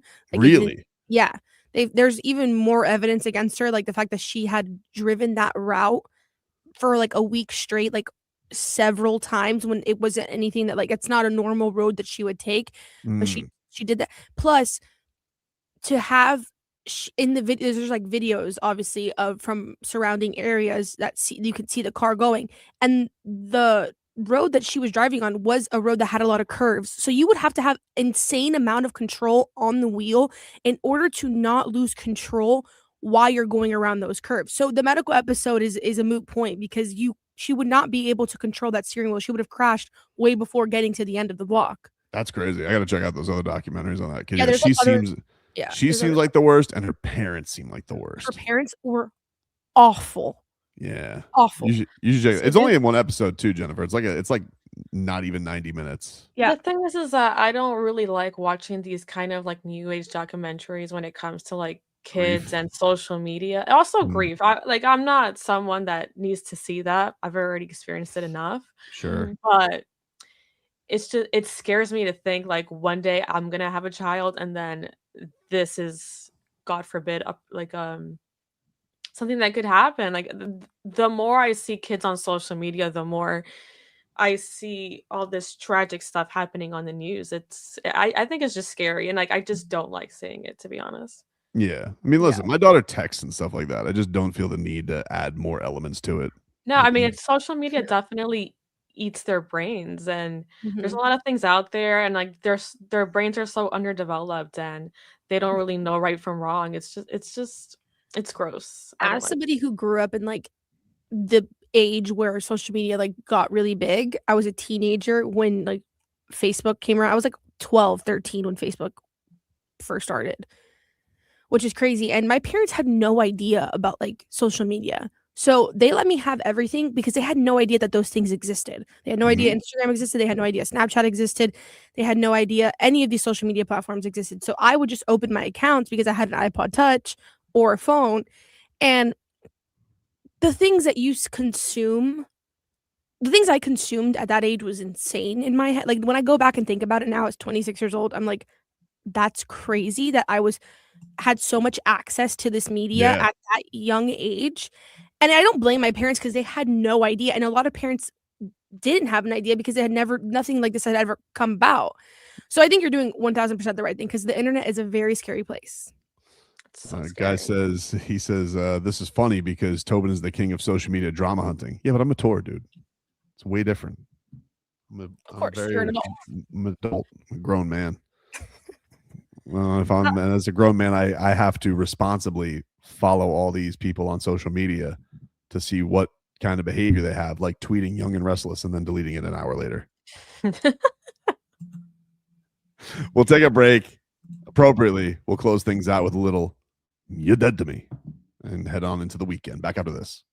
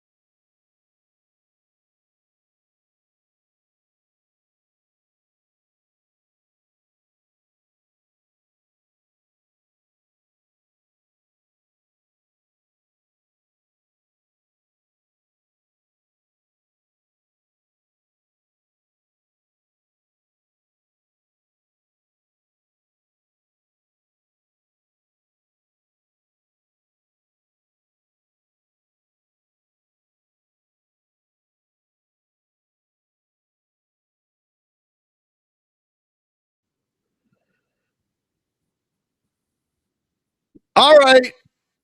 Let's bury some people. You're dead to me. Go around the room, and you guys get it at this point, huh? All right.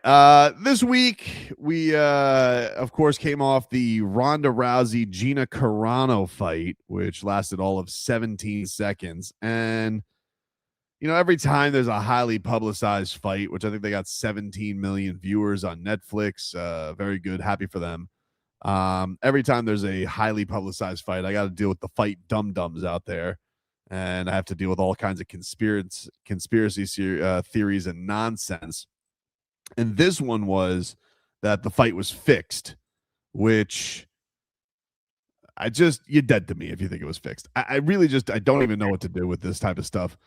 You know, if you're going to do things like that, can we just at least do an element of research on things like this? And what I mean is, can you research? Can we do an element of research on stuff like this? So not mature when you do this. Stop. If you could just do a quick check, all right? You could do your own research and find Wikipedia, and you could see Ronda Rousey's career, how many fights went very fast.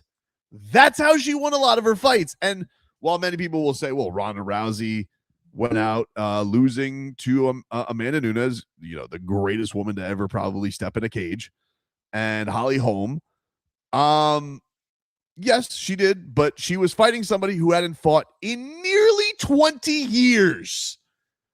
So, potentially, this is just me, crazy to think, perhaps Gina Carano wasn't ready to step in there with, and by the way, Ronda Rousey had a better fight career than Gina Carano. Gina Carano was like a pioneer. She was the first to main event a mixed martial arts card on broadcast television. She means a lot to the history of women's mixed martial arts, all right? However, I wouldn't say that she had the fight career and resume that Ronda Rousey did. It was a mismatch from jump. And now people are going to be like, oh, dude, it was fixed. No. That's how the fight was going to go. You guys just probably bet wrong. And look, even we were like, hey, should we put a little chili pepper on the fact that Ronda's chin might be cooked? We were like, we talked about it, but the easiest bet of the night was Ronda Rousey by submission. It wasn't fixed, and anybody who thinks it was, unfortunately, you're dead to me. You're dead to me. Jennifer? So this past weekend I was at Epic Universe, and I've got to say, what's dead to me is, number one, there was a lack of rides in Nintendo World. And a lack of rides? Yeah, like there's just 3. Really? Yeah. There's only 3 rides. There's 3 rides in there, and one of them, the Yoshi one, is, mind you, I think we waited an hour and a half, maybe. Jeez. And let me tell you, it was not worth it. The Yoshi ride sucked. It was horrible. Because, like, for an adult. Yeah, for my son kids, really wants to go to Nintendo World, and I hate theme parks. I enjoy theme parks. I do hate the ride situation where you have to wait such a long time. Well, that's what I hate about that is what is dead to me, because at the end of the day, it's like, what, you're on the ride for like 30 seconds and that's it. And then you've wasted such a long time. I spent about 4.5 hours in Nintendo World just trying to get through all the rides. Jeez. You're dead. And that was the best ride. I want to say the Bowser one, where we're racing like in a Mario Kart. It's like a stimulation. That's cool. It was very cool, and let me tell you, the sets, like everything was so beautiful. It was very nice. Like, you feel like you're actually in the video game. Oh, that's kind of cool. No, it's a great time. Like, I went because me and my cousin grew up together, and that's what we would do. We would just constantly be playing our Nintendos, and we would always race and stuff like that. Like that, I grew up a lot on that, so I kind of really wanted to go, and it was worth it in a sense. The Donkey Kong ride was cool too. I thought that going on the single rider's line would be easier. It cut the time in half, but it was like I wish there was like more signs in the line saying like, oh, okay, well, one more turn, or you're almost there, you're halfway. Like I need a halfway point or something, because like you don't see any cast members, so you never know like what's next, and you feel like your time is wasted because you don't see that line move. So that would be dead to me. Also, dead to me is the fact that Dark Universe has like 2 rides. I need more. Fair enough. And it was a beautiful world, by the way. Beautiful world. Yes, very great set. Brittney, who's dead to you? So I'm going to go with airlines these days, because I understand that jet fuel prices are up. I understand fuel prices in general are up, but charging people $600 to fly to the middle of nowhere of Greenville, South Carolina is just about the most outrageous thing I have ever heard in my entire life. Wow. $600. $600. What's that flight, like an hour and a half? It's literally an hour and a half. I paid $600 to go to DR, and you're trying to pay it for. I didn't even think that was worth it to pay it for DR. My flights to Portugal were $800. And you're gonna charge me $600? Do you want to speak their name? Which airline was it? It's all of them. Every single one. Take your pick. American, Allegiant. You can't even. Hello, Allegiant is literally like you basically might as well stand on the flight. Jeez. You have to pay for your seat on Allegiant. You have to pay for your. Who does? Are they the ones who do the standing flights? No, it was supposed to be Spirit, but like may they rest in peace. That's incredible. Spirit wouldn't do this to you, Brittney. Incredible. It would charge you less to go to South Carolina. We were sitting here, they'd be like, oh, what else could we do to make the flight worse? Standing is the answer. Yeah, it was supposed to be Spirit, but like I said, may they rest in peace. You're gonna drive? What are you gonna do? Nothing. I already missed what I was supposed to be there for, so it's fine. Well, I was South Carolina is one of respectfully, one of the most boring states I've ever driven through in my life. There's nothing. You don't have to say respectfully. Why do you think I moved? I'm confused on why you think I live here. I just talking about so much. I've driven on top of the border. I've driven it a couple times to go to Tennessee, and I'm like, I like Georgia. I like driving through North Carolina, and then you're like in South Carolina. I'm just like, there's nothing to see here. Why is this? I-26 haunts me in my dreams. Like in my deepest nightmares, I'm on I-26 just driving, and it's awful. And it's like an underratedly big state. I'm like, what the hell is going on here? It is very large. But I don't know if it's big or I'm just hypnotized by how much there's nothing to see. No, it's like, I mean, once I get into South Carolina, driving from the bottom border of South Carolina to the upstate is about 4 hours, which is pretty crazy. I'm not even in the top of the upstate, but yeah, so I don't appreciate that because then I had to miss my little cousin's high school graduation, and I'm very sad about it because I'm the only family member that's not there right now. So, well, I apologize. Flying is expensive. Everything's expensive these days. It'll turn around one day. We'll all get taken care of. You know, when Jovic gets better. Yeah, right. Jovic gets better. Oh, please. And the seed oils are removed from the Titans cafeteria. The seed oils are removed. He tells me, oh, I can't make it, Mom. I can't make it over there. Flights are too expensive. Like, I don't know. He just robbed heat. Wow. He's like, Mama, I don't get that money till next year. Never heard of credit card. Didn't even visit me for Mother's Day. You didn't even make play-in. What's your excuse? Wasn't he busy in Turks and Caicos? I sent you 1-800 meowers. What happened? You know they're always late.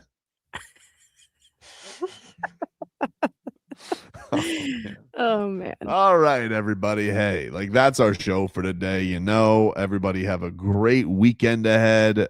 You ladies enjoy your time at the beach. You deserve it. Thank you. Marlins, don't finish in last place this weekend, okay? You're in last place right now. If you finish the weekend in last place, Peter Bendix, I'm not responsible for what I say on Tuesday, okay? You even get an extra day, but I'm not going to say. I guess technically you guys play on Monday, so you could get yourself back out of last place, but you know what I mean. Don't lose a series to the Mets, all right? They've been an embarrassment this year, all right? Everybody else, have a great weekend. A happy Memorial Day to everybody out there. And Leroy, the Horde family, congrats to you guys. And we'll talk to you rascals on Tuesday. They not like us. No, you know like hit. I'll move to Utah. Stop it. You see what you're doing to your grandmother? Why don't you just shut up? I'll see y'all when I see y'all.